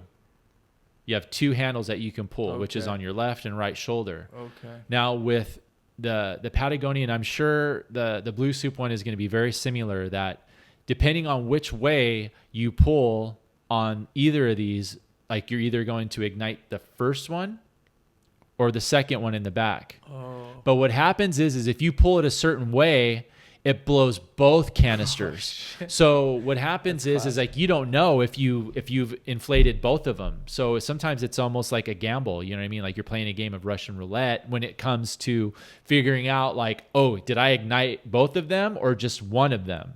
When it comes to so on your next wave, you're saying so like because it's not a problem if it inflates and inflates. No, for sure, but it's your next wave. But then you just gotta stick to whatever side you didn't pull yet.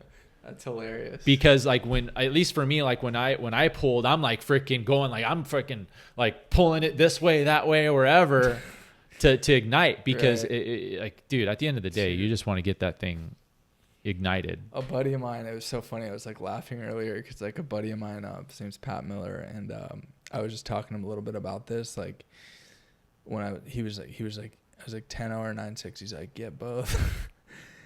And I was like, he's got one of like the quick ones, and I was like, you had to pull that thing yet? And he was like, I was surfing like massive like thundercloud, and he said it was like he was like pinned on the reef, dude. What a dream! And he was like, I was pulling it and nothing was happening. Well, yeah, because you have to think. I mean, you have so much. You have so much. Like I was laughing. You have so it's much. Not funny, but it was funny. Yeah, because you have so much. Like you have so much pressure to where like not only are you going against energy, right? And some of trying to like expand, and it won't. You know, that's why that's probably why Kai Lenny, when he gets to a certain point when he's eating it, he pulls early. to where like when he does go down, like he's going to come up. He's not going to be battling that. And I think like that's a smart move, because what happens is even myself, like, okay, I'm not going to pull yet unless I need it. I'm not going to pull yet unless I need it. So I tell that to myself, you know, I'm like, I'm okay. Like I'm not contracting yet. So like, I'm okay. But then there was one time, this is like right when I got my 10-6, right? And I wasn't used to having this wave or the you know, feeling that type of pull where I couldn't move, bro. And I took off. It was only like a 20-foot wave, dude. Like, you know, 10-foot Hawaiian. Like it wasn't even that gnarly. And I got slammed pretty bad, and I got slammed on the rocks over at Toto's. On the rock. Oh wow. And it was weird, because what happened was like when I was down there, like I went through like different like levels of where like I was kind of shallow, and then I went deep again. And then I was tombstoning.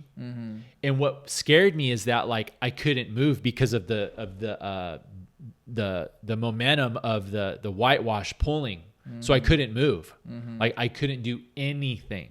Right. And by the time that I pulled and I inflated, like I was literally like up at the surface within a matter of like, we're talking maybe like 3 seconds. Like I didn't even feel like I was that deep when I got up. Right. Yeah. So I was like, oh, like, why did I do that then? If I was like that close. And then, my friend Dave Henderson was actually, you know, running safety that day, and he like looked at me and he's like, are you all right? Do you need, like, cause he saw, I was like all kind of like dizzy, because I was just spinning like in the whitewash or like in a washing machine, just getting completely annihilated. So I was a little like, you know, all disorganized and everything, dazed and stuff. And so, but I mean, I was fine. I gave him the okay. I got on my board and paddled over into the channel and took like a quick breather. But that was a pretty scary moment, even though it wasn't that big. It's just like one thing that people don't realize too is usually like the small days is when you're going to get the most injured, because you don't have as much energy to when it's bigger, because you have less oxygen in the water compared when you have more oxygen in the water. Interesting. So like, you know, think about it. Like you probably will get more worked on like a 4 or 2 foot day where you get slammed on the bottom than like when it's like 6 or 8 foot, because you have more water moving and there's all that turbulence and stuff that's going on, which is creating less oxygen. Interesting. That's scary, man. Especially when you're like tombstoning and like, I don't know. It's new to me to do like, you do like normally it's like, oh, a couple strokes, like, you know, but like it's like those deep water waves, you know, and like, you know, what's interesting with me is that like I try to stay as calm as possible, even when I'm swimming to the surface. Like my main thing is I want to conserve as much energy as possible, because the more I'm moving, the more oxygen I know I'm going to burn. I know with my flotation alone that I'm going to get to the surface pretty quickly. So like trying to, you know, frantically get to the surface quickly. Like, yeah, you want to get up there like fast, right? I'm not saying, hey, lollygag it, because you don't know what's behind you. You don't know if you're going to get, you know, 2-wave hold down, 3-wave hold down. But I just try not to, you know, panic so much. And I'm not saying that you are by any means. It's just like, I feel like when you're sitting there and you're doing all of this, you know, trying to get to the surface as quickly as possible, is like you're just burning more oxygen, because for all you know, by the time you get up, you could have another wave behind you. So it's like, for me, like I would rather just be calm and get there. And then if a wave does come and it's washing through, like I'll be okay. You know what I mean? Because I'm saving that energy of where I'll have more oxygen. Definitely. And I definitely recommend anyone that's going into, you know, wanting to surf big waves, like really start diving into doing a lot of breathe work. Like that's like the prime thing. You know, it's just not so much doing stuff statically, you know, where you're laying on your couch or on your floor or in your bed. You know, try and work in a pool, try and get a partner, or look for different like organizations that do water training like that. Like Deep End Fitness is a really good one. There's another one in Orange County called Waterlogged one. I think that they do stuff over at one of the high schools. I think it's Marina. And then there's Apex, which is in Northern California. And, you know, you're working with a guy named Ricardo Urbina, who's freaking a beast when it comes to breathing. And You know what? No, that's sick. You know what you made me think about? It's like, I don't know if you're familiar with like backcountry, like snowboarding and stuff, Yeah. but it's like really interesting to see, like, you know, you've had like Avi training courses for like probably like 40, 50 years now, but it's like now like the big wave stuff and like the safety and the vests and like you got these like full on like big wave programs. Like it's like very similar. It seems very similar. Like you can go up to Mammoth and do like a 4-day Avi course. No, get your level 100%. one, get your And beacon, like all that stuff. And don't they have like similar things too, where they could kind of like pull like a vest or something and stuff? There's yeah. like a little backpack you can like inflate. Yeah. Dude, it's so gnarly. Like that stuff's so gnarly when you hear about like people getting buried. And it's like, oh yeah, dude. I mean, if any, I mean that's like, that's scary as shit. I mean, luckily, knock on wood, I've never been put in a situation like that when it comes to backcountry. And mind you, like I haven't, you know, I've been out on days where it's been like, you know, 40 feet and stuff. I mean, I haven't caught a 40 footer yet. Right. But, you know, even being out on those days, dude, it really sometimes, you know, you start questioning yourself, like, why am I here? What is the purpose of why I'm here? You know what I mean? Dude, for sure. No, for sure. I could see that. It's like, to me, like, I don't know, like watching some of the clips, like has me more tripped out than like, I remember like being in surf, like bigger than that. And I'm like, so I try to be like, I don't know, dude. Some of that stuff is like, it's just like, I don't know. Like sometimes I gotta like turn my mind. Like it just gets me thinking so much. You know? And it's like, you gotta like be aware and prepared, but it's also like, you can't be too heady, like trip yourself out. Like, you know, if you're capable of being there, like, and if you want that, like, you have that preparation and like you're talking about, like. I mean, at the end of the day, it's about the want, you know. If it's what you want, then you're going to accomplish what you want. You know what I mean? It might take you a little bit of a while to get there, but you know, it's just putting yourself in that arena of to where eventually like you'll get it. You know what I mean? And, it's just like with anything, like any sport that you do, you know, like, I mean, now, like, you know, you have people that are starting off with running marathons and then they do like 100-mile marathon. And then now like people are doing like the Moab, which is like 240 miles, you know, where they run like pretty much nonstop. And crazy.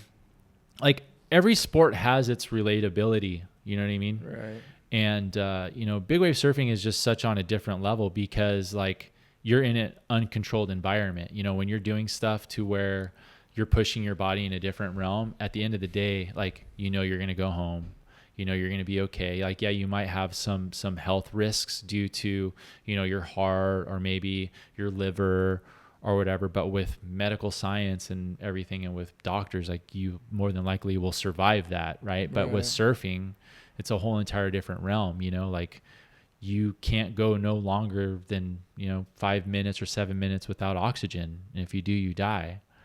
And then imagine like when you're underwater and you're panicking, like you're only going to be able to hold your breath for maybe 15 seconds.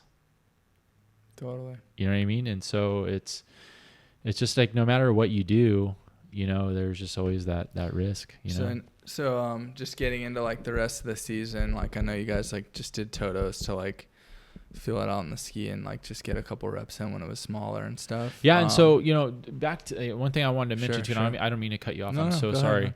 Ahead. But you know, like one thing that I want to get straight to is that like, we're also in the learning process. Of course. You know what I mean? And I'm just, you know, letting the listener know. Sure.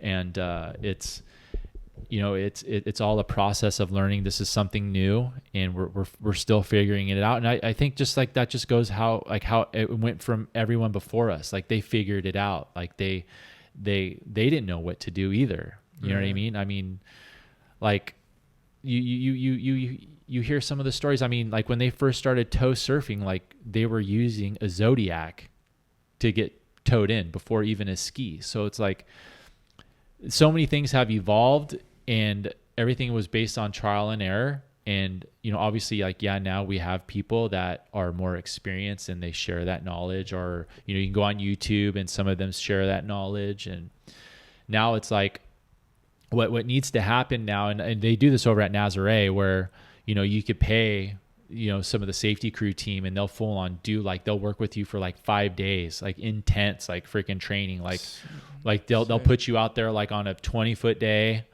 with towing and safety, like where you're pulling guys in, like they full on take you through the ropes, dude. And so hopefully like when we're up at the Mass Safety Summit, like we'll kind of, experience something. I mean, hopefully it's not going to be macking there or anything. I mean, it'll be great because we'll get the surf or whatever, but just really getting that hands on, and like, that's just what we're figuring out, the whole main thing was the reason why we got it is so we can push each other harder. Cool. And, really feel comfortable, because when you do that, like you have to form a brotherhood with someone, you know what I mean? Because, it's almost like going out with one of your boys and you go to a bar and you get a bar fight, you end up in a bar fight and your friend just totally ditches you. Like, you got to make sure that you have a friend that's going to be like your fucking ride or die. If there's a fucking 40-footer behind him, he's going to freaking be there. He's going to watch you and he's going to try and get you out of that situation. And I think that's when you have someone like that, that is like something unique and something that you need to grasp and work with.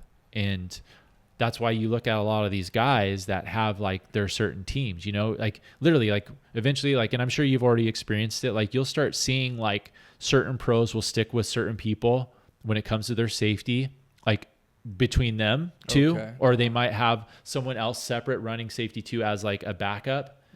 But the majority, like they always have, like, they know like, okay, hey, this person is going to get me no matter what. Right. And there's probably some comfort in that. Like, correct. Knowing, like, and that's what we're building, you know what I mean? And like, we're trying to get it, like, we're still trying to figure it out. Like you go down, you're like getting cooked and it's like, oh, but so-and-so's on my ski, like probably fucking driving over here. Yeah, like it's probably pretty comforting. I mean, when we were there this recent trip, like I didn't surf at all. I just stayed on the ski. Like my main focus now is like, yeah, I want to surf and I want to get waves, but like I want to feel confident to where like when Christian or anyone in that matter is put in a bad situation, I will be able to be a success to get them to safety. Like that's my my main thing is that like I want to get that person safe. I want them to be, not be put in a bad situation. Totally. I think there's like definitely a lot of like really guys that are just on, I'm sure there's some guys that are just on another level with like driving and safety and experience, but like there's only really one way. And like, I don't know, just from my perspective, like knowing you, like I could see you like wanting to like help out in any way that you can and stuff like that. For like, sure. And like, even like, I seen like a couple guys like towing like Phantoms and stuff, like just like fully like at Freddy's just like capsize their ski, like, and like, these are like gnarly guys. They're like pretty legit. I think it kind of happened too, and like you pray that it doesn't. But like I seen these guys, their ski was like flipped. Like two of them I think were flipped. Like it's gnarly, dude. Like, yeah, it's gnarly, but like, I don't know, that could be probably a good place to like some of those like outer reefs when it's like, I mean, you're not going to like fly your ski over there, but like it's like 10 foot on like one of those like random reefs. Like it's like probably a good. Well, I mean, luckily, I have some friends that have some skis that, that I'll be working with this winter too. And so that's another thing too. Like now I could be more of an asset to them as well. Totally. You know what I mean? So, I mean, I've as a water person, like I've been on I've been on jet skis and stuff. And like, I understand the mechanics of how they work and what they do. So like automatically I'm just saying for me, I feel confident on the ski. It's just more of like, how do I manage like when there's whitewash coming, or how do I manage of, getting out from the beach, from, the beach break to, and, even when we were going through this process, this past weekend, we had to go through surf because of one of the areas where we launched our ski. And, it was like, maybe like 5-6 foot, you know what I mean? And I saw like, what to do. Like I saw first, there was a little bit of a channel where we can exit, and then, it was just breaking all over the place, and, just timing everything, going over whitewash, and, we made it out and no problems. We didn't lose anything. No one didn't fall off the ski. And so, I think like, as long as you have like, I'm just saying from my perspective is that like, I've had some experience on a ski, and I've done towing, and I've helped people tow before when I've been in Hawaii, but I've never been like consistent with it. And so like there's always like I've always felt like that comfortableness, and I've just been waiting for the time to finally like do it and start putting to it. So that's why like now like for this winter, like yeah, I'm gonna, you know, push my limit too, but like I really want to focus and really dial that as that's what I was gonna ask, because I know you like was last year like your first time kind of like going up to Mavs, or had you been before? So no, this past winter was my first like full like actual, you know, couple sessions there.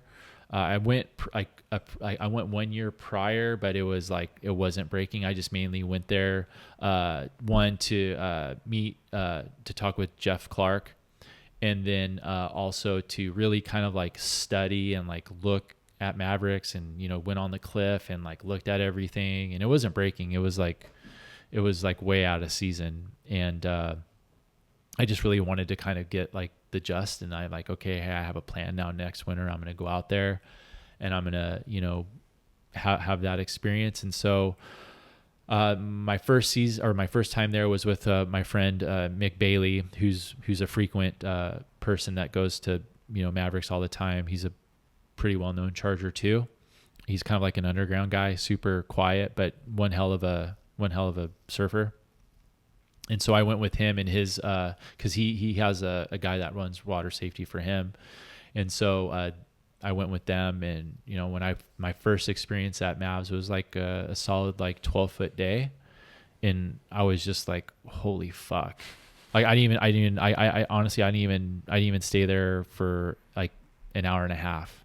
I was just like, dude, this is like out of my league right now, because of how much it ledges, dude. It's like when you see it like in photos and everything, like it looks like super inviting, but when you go there and you're like sitting there and you're fucking feeling that energy and you're seeing this thing just fucking unload on the freaking reef, bro, it's fucking mental. It's mental, feeling the fucking power, at least for me. Like everyone's different on their experiences, but that gave me like a whole entire different perspective of like, I remember like when I went to the first Mav Safety Summit was like 3 or 4 years ago. I had a full on conversation with Peter Mel, and you know, I told Pete like, hey, like, you know, I'm looking to surf here. Like, do you have like any like words of encouragement or anything about like what I should do like coming here? And he like looked at me and he's like, look, man, he's like, Mavs is no joke. He's like, this is the Everest of surfing. He's like, the ideal swell that you want to come here is like, you know, between 9 and 10 feet. He's like, even that, depending on the period, will be just maybe too gnarly. So I always took that, you know, when he said that to me, I was just like, okay. So I went there, and that day my first day I went there with my friend Mick was a 12-foot swell, and it was just fucking bombing, dude.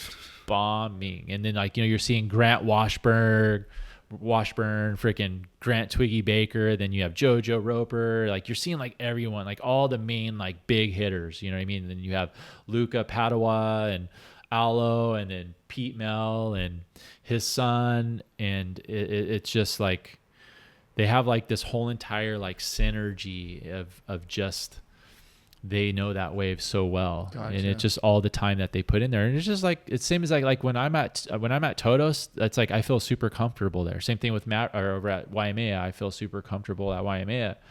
But the thing about Mavericks is that like you have like this thing in your head, you know, like you're like, this is where Mark Fu died.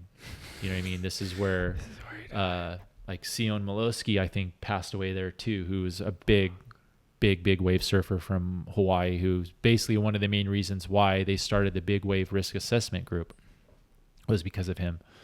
And it's just crazy when you see that in person. And it's funny because some people, like, I remember like when I posted my first vlog about it, some people try to clown me a little bit, you know, and I never get into like, you know, going back and forth with people. I'm not like that. You know what I mean? I just let them say what they have to say. But in my mind, I'm like, motherfucker, put yourself in that situation and let's see how you feel. What did they clown about? What's that? What did they like? What did they say? What they like?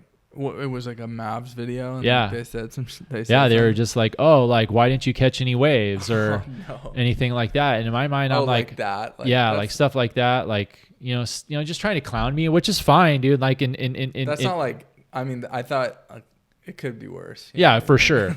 But still it's still like in my mind, I'm just like, motherfucker, like you're like, what are you doing? Right. You know what I mean? Like, or what are you living in Florida? Are you freaking surfing like freaking 2-foot mush shit? Right. You know what I mean? Like I'm out here trying to put channel and it's gnarly. No, I wasn't sitting in the channel. Or like I was were, in the lineup. Right, and I was just like, holy shit.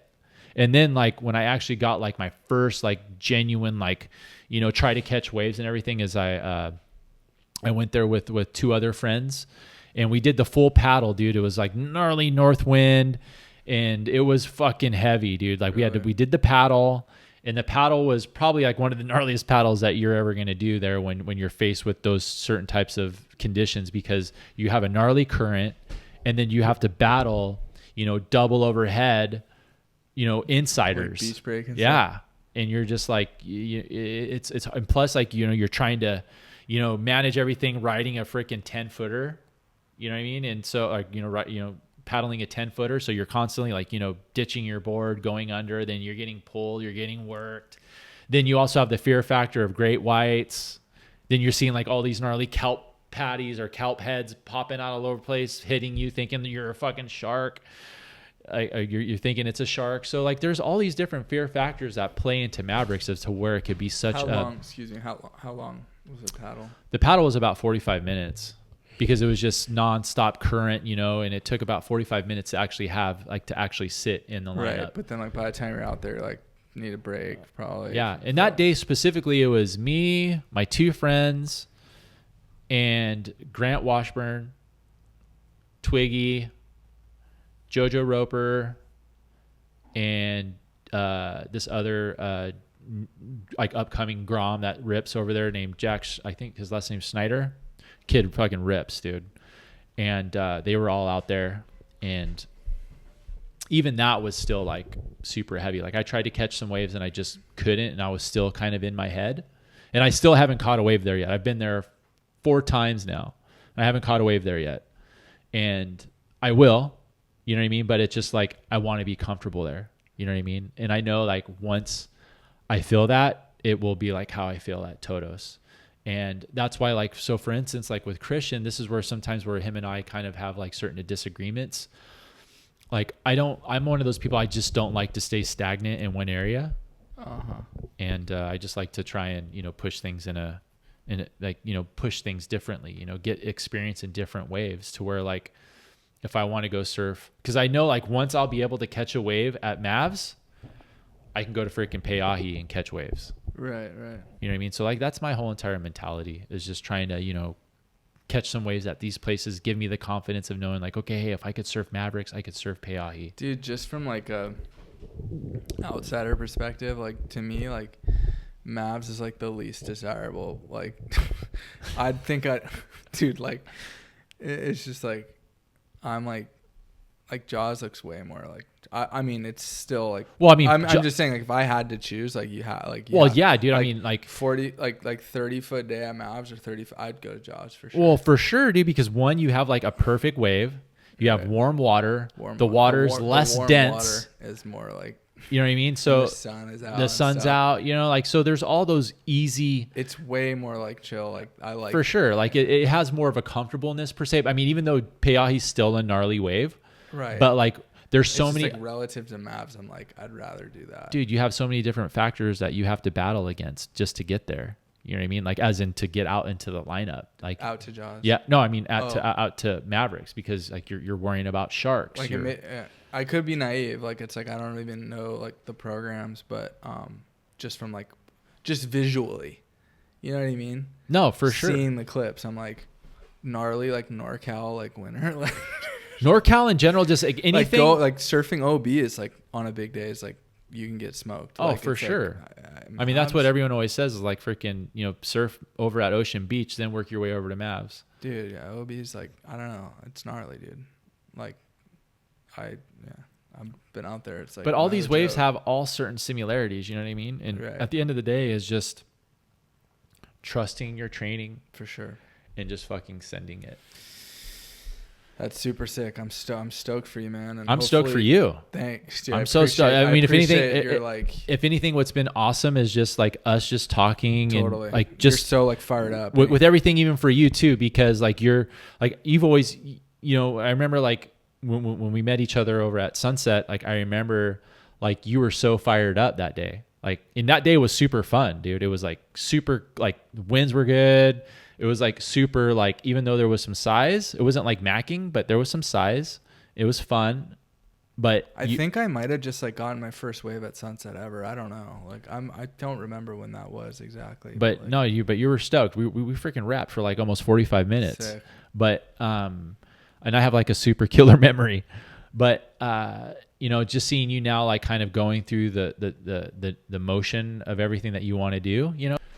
So like, you know, with everything that we've talked about and, you know, seeing you go through the motion of what you're doing, I think you're doing everything right. Like one, like you already know that you could charge, like you've already surfed some solid Waimea and like you're totally capable of everything. I think now just like what you should do, this is just my perspective, is you're doing everything right, like within the gear and stuff that we've talked about that you're going to be getting, hopefully, or it's coming, is just start training a little bit differently. Like, yeah, surfing is great, but I think surf training is completely different. Like surfing every day is completely different than like being like, you want to be physically fit. You want to be strong. And because the beat downs are, and you've experienced the beat downs are fucking not friendly. And when you have that strength and when you have like that lung strength, it gives you a little bit more confidence in what you do. So when you actually take that wave, you're not going to be like, oh shit, like all the training that you put into yourself when you're put in that situation, right, you're just going to be so chill. You're like, okay, this is why I've trained. Right. This is why I do everything. And one thing too that I want to tell people as well is that, you know, big wave surfing is expensive. It's a fucking investment.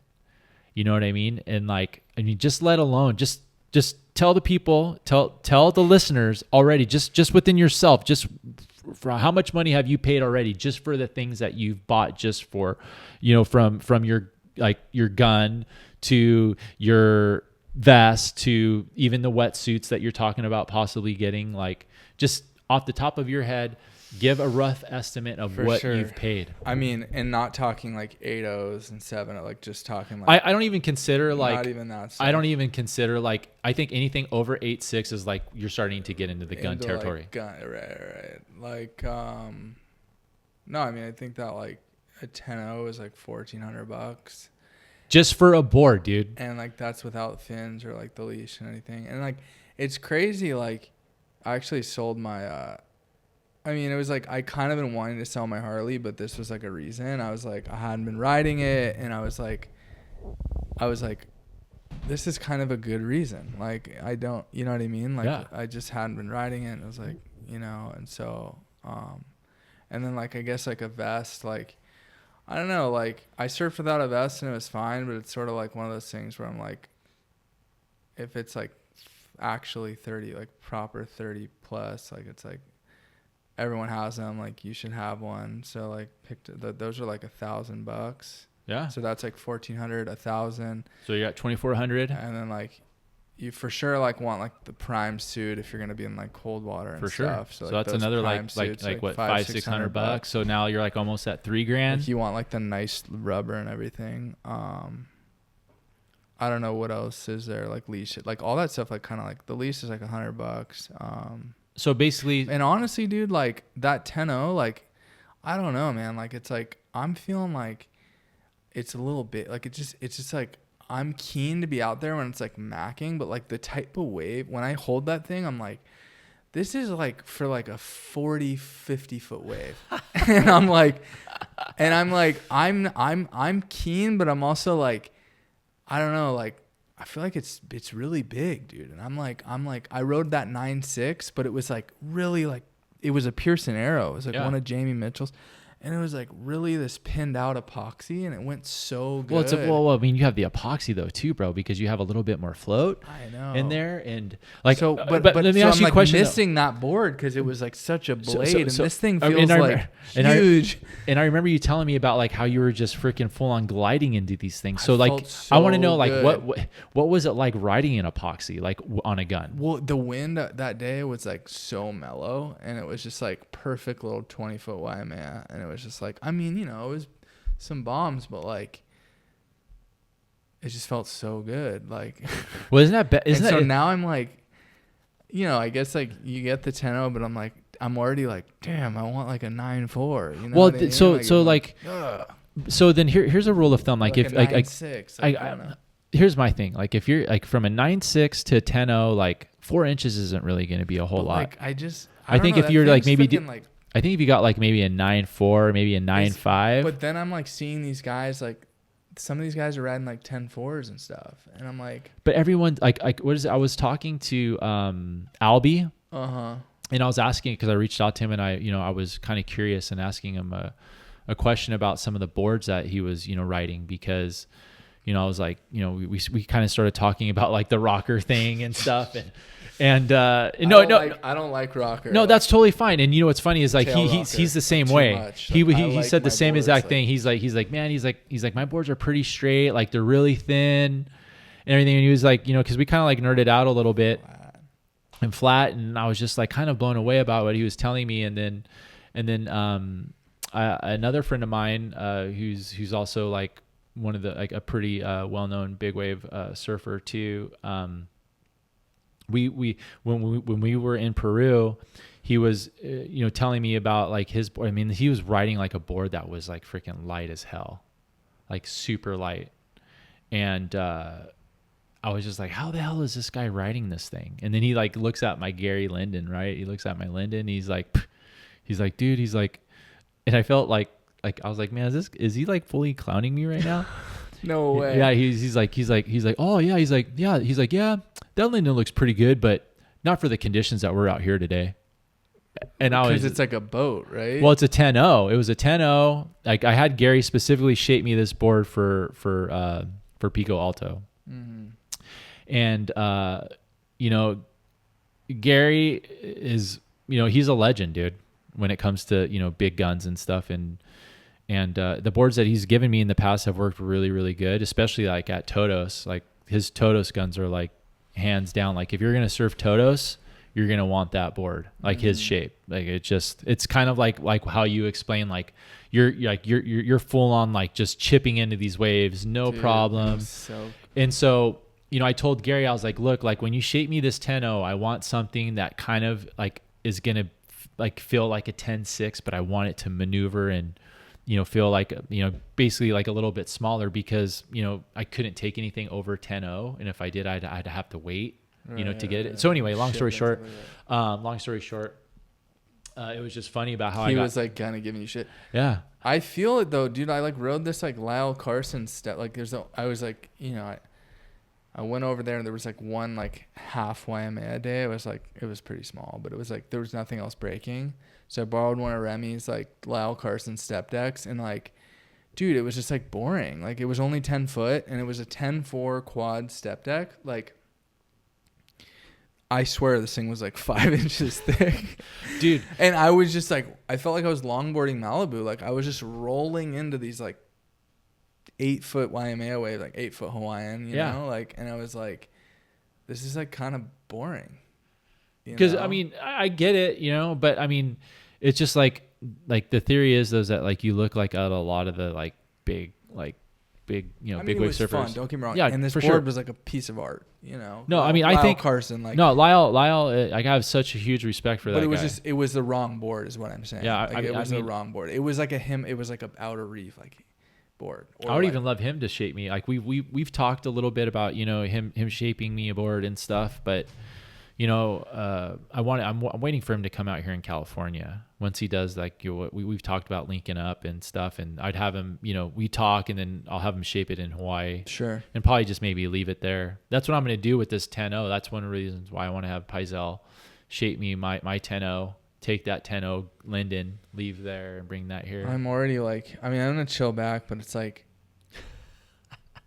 the type of wave I'm like thinking about catching isn't like 45 foot, right? So it's like, and when I hold that board, I'm like, I need a 40-foot wave. Dude, you have know to. what I mean?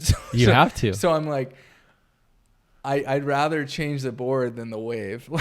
For you sure. know what I mean? Like, cause I'm like, I don't know, like that's just like what I've been tripping on. But who knows? Like I'm down to paddle. Like I'll paddle that. Like I'm gonna go take it for like paddles and like cruise and see how it feels. Dude, like trust me, you're gonna be so fired up on that board. I mean, I'm so like I honestly like like I've said, I'm a true lover of the paddle axe. Cool. And just the overall shape, everything, because it's very, very like.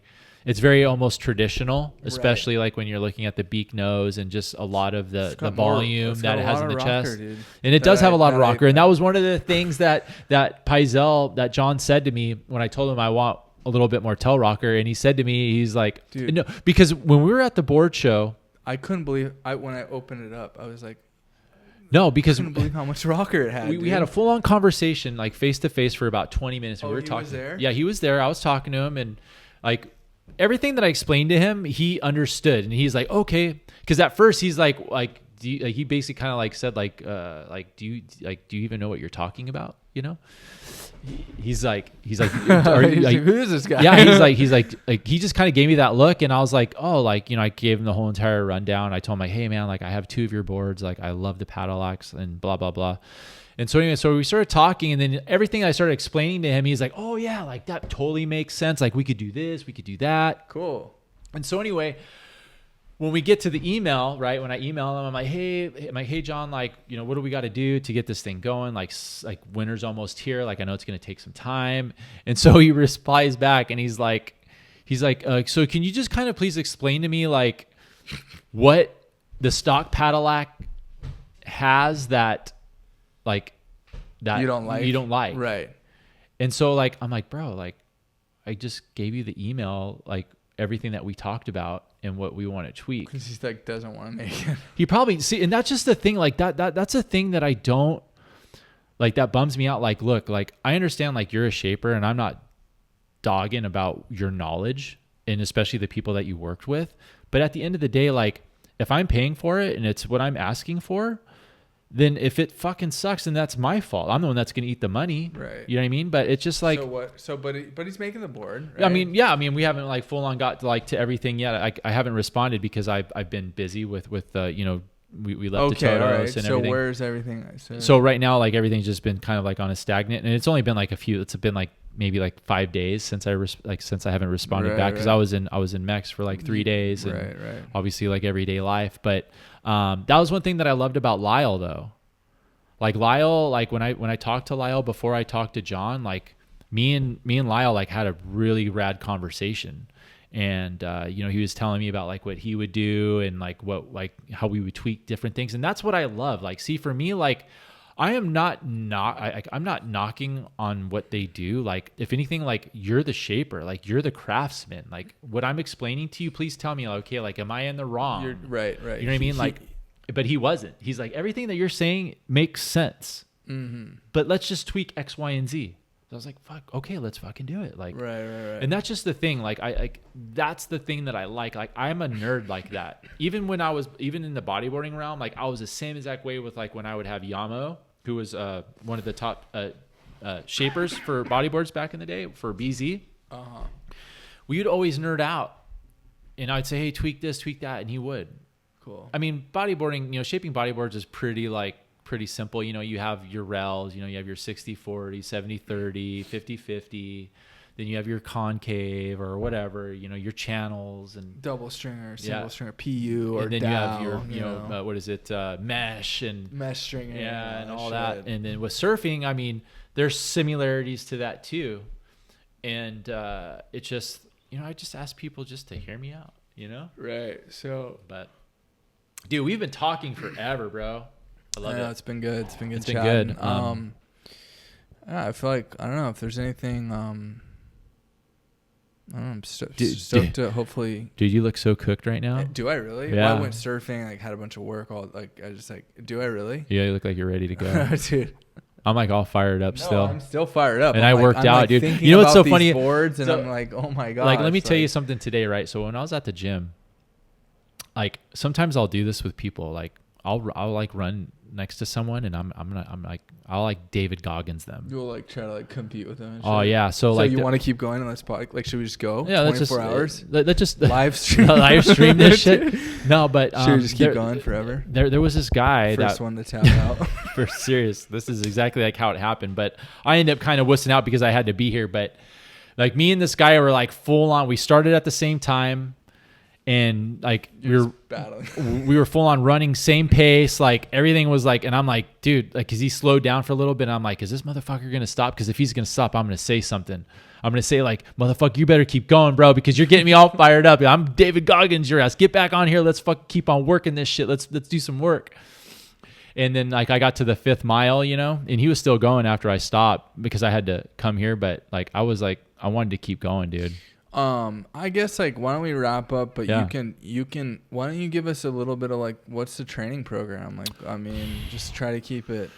So super simple. My diet is I live a carnivore based lifestyle. Okay. I have for the past almost 6 years. Oh, no kidding. Yeah. And I mean, yeah, there's been a few times where I've cheated, you know, like where I've gone off the program a little bit, you know, but when I do that, I notice a huge difference in my body. Wow. But my diet consists of all like, you know, animal based foods, even products such as like ghee, bone marrow, like all that stuff. Do you eat fruit? Sometimes yes, sometimes yes. Okay. But it's mainly all fruit, meat, eggs, cheese, like, you know, goat milk, a lot of liver, a lot of even other like. Is your wife also on that program? Yeah, my wife. I mean, I do all the cooking, so okay. it's. I mean, but sometimes right, like, but I mean, is she like keen on it? Like, is she yeah, like that? Yeah. Cool. She's totally supportive about everything. And, you know, I try to mix it up too, you know, by eating different, like, you know, meats. I try, if anything, the fatter, the better for me because I use the fat as the energy. Right. And then when it comes to like my workouts, like everything is pretty, it's very diverse. A lot of swimming, a lot of prone paddling, a lot of breathing exercises, a lot of water training, you know, and then obviously like some plyometrics, let's hear what else. And then obviously weights and stuff. Okay. Like, so I do some weights. Some like. I do weights. Like I do squats. Weights. I do, you know, I mean, like I do different things, cool. You know, but I do incorporate like some power lifting a little bit here and there. It's one thing I need to like get on a little bit. Yeah. I mean, just like the weights. Yeah. I think having, you know, that strength is very important. Like during the summertime, I'll put on a little bit more weight and lift a little bit heavier. And then when it comes wintertime, I just lean out. Oh, cool. Like right now, like I feel like it's usually the opposite. Like, yeah, everyone's the opposite. Because they want to be like cut for summer and shit. But the way I think though too is because the more muscle you have, the more oxygen your body's going to want. Mm-hmm. So I want to be like a good, lean, flexible, efficient and flexible. Definitely. And so like when you look at a lot of the guys, you know, everyone has a different like workout program. Everyone has different physiques and all that. And, you know, do with what you feel works for you. You know what I mean? But for me, like everything that I've studied and looked, it has worked for me. Like my sleep's super good. I'm a super nerd when I'm looking at all the logistics and nerding out like with my heart rate and like how my breathing is. Like I pay attention to all that stuff. Cool. So. But man, sick, dude! I'm stoked we got to do this, man. Dude, this was a long, good chat. No, it was good. It was as expected, and then we do have a little bit of swell. Like I don't know when this might not air, but like we do have a little bit of swell for the first weekend of November. Is there any plan? I know you just got back, but like, so I mean, obviously, like yeah, there's always like it feels like a pretty good like solid swell. It's like so what's gonna be really hard now is because the point raised buoy to Mavs is down. Mm-hmm. So like a lot of the reading and stuff is gonna be a little wacky. Mm-hmm. So like yeah, even though there's different other buoys that could be, you know, sending, you know, the content, but the majority of it's gonna be different, especially on the timing of when it's gonna hit like Mavericks. But the whole entire program for this winter is obviously Todos, Mabs, Hawaii. I want to try and make it to Jaws this winter. I want to try. I'm not saying I will, but I want to try, and I also want to try and make it over to Nazare. Those are like my two things. And so if I was thinking about maybe trying to make it out there like towards the end of November, because I talked to Andrew Cotty, and Cotty told me that, during November is a pretty solid time because you don't have like that much wind. Nazare? Yeah. Okay. Over at Nazare. But mainly just, staying around here, like cool. Mavs and stuff. And then I'm waiting for like a good proper, 12-foot swell over in Hawaii. And then I'll just fly over there and surf like Waimea, maybe get some Himalayas or Phantoms. I want to do a lot of towing this winter, if anything. That was another thing that me and Christian are going to be working on too. So did you get the board? He hasn't got his yet. Okay. I mean, I've had mine forever. So Gotcha. Now it's like we're waiting for him. Like we have everything now. You can't just use yours. No, because I'm a goofy foot and I have everything set up that way. Right. And he's regular. But he's been talking to a couple guys that have some skis some tow boards for sale. So hopefully he gets one soon so we can start training and get things dialed. Because there'll be some awesome days over at Todos where there'll be no one there and we could do it there. I mean, dude, when we were there Sunday, it was just me and him, no one else. We ran into Gary, but he was surfing this little inside right point that's on the island. Oh, cool. So he was there with a couple guys, so it was good to see him. So dude, so stoked. Dude. I know we're gonna get a session. Like I feel like we got we will, dude, for sure. Hurricane swell, like we hung out a bit. Yeah. And then I know like this winter we'll get some, so super stoked. Dude, for thanks, it. bro. Thanks for having me. Thanks sick. everyone for letting me share everything. And if you guys need anything, you could reach out. You could also find me on Instagram, Better Late Than Ever. And then my vlog is Better Late Than Ever. But if you just type in Chris Ray, Big Wave Surf, it'll pop up. Chris Ray, you guys, bodyboarder to big wave surfer. That's right. All right. You heard it here first.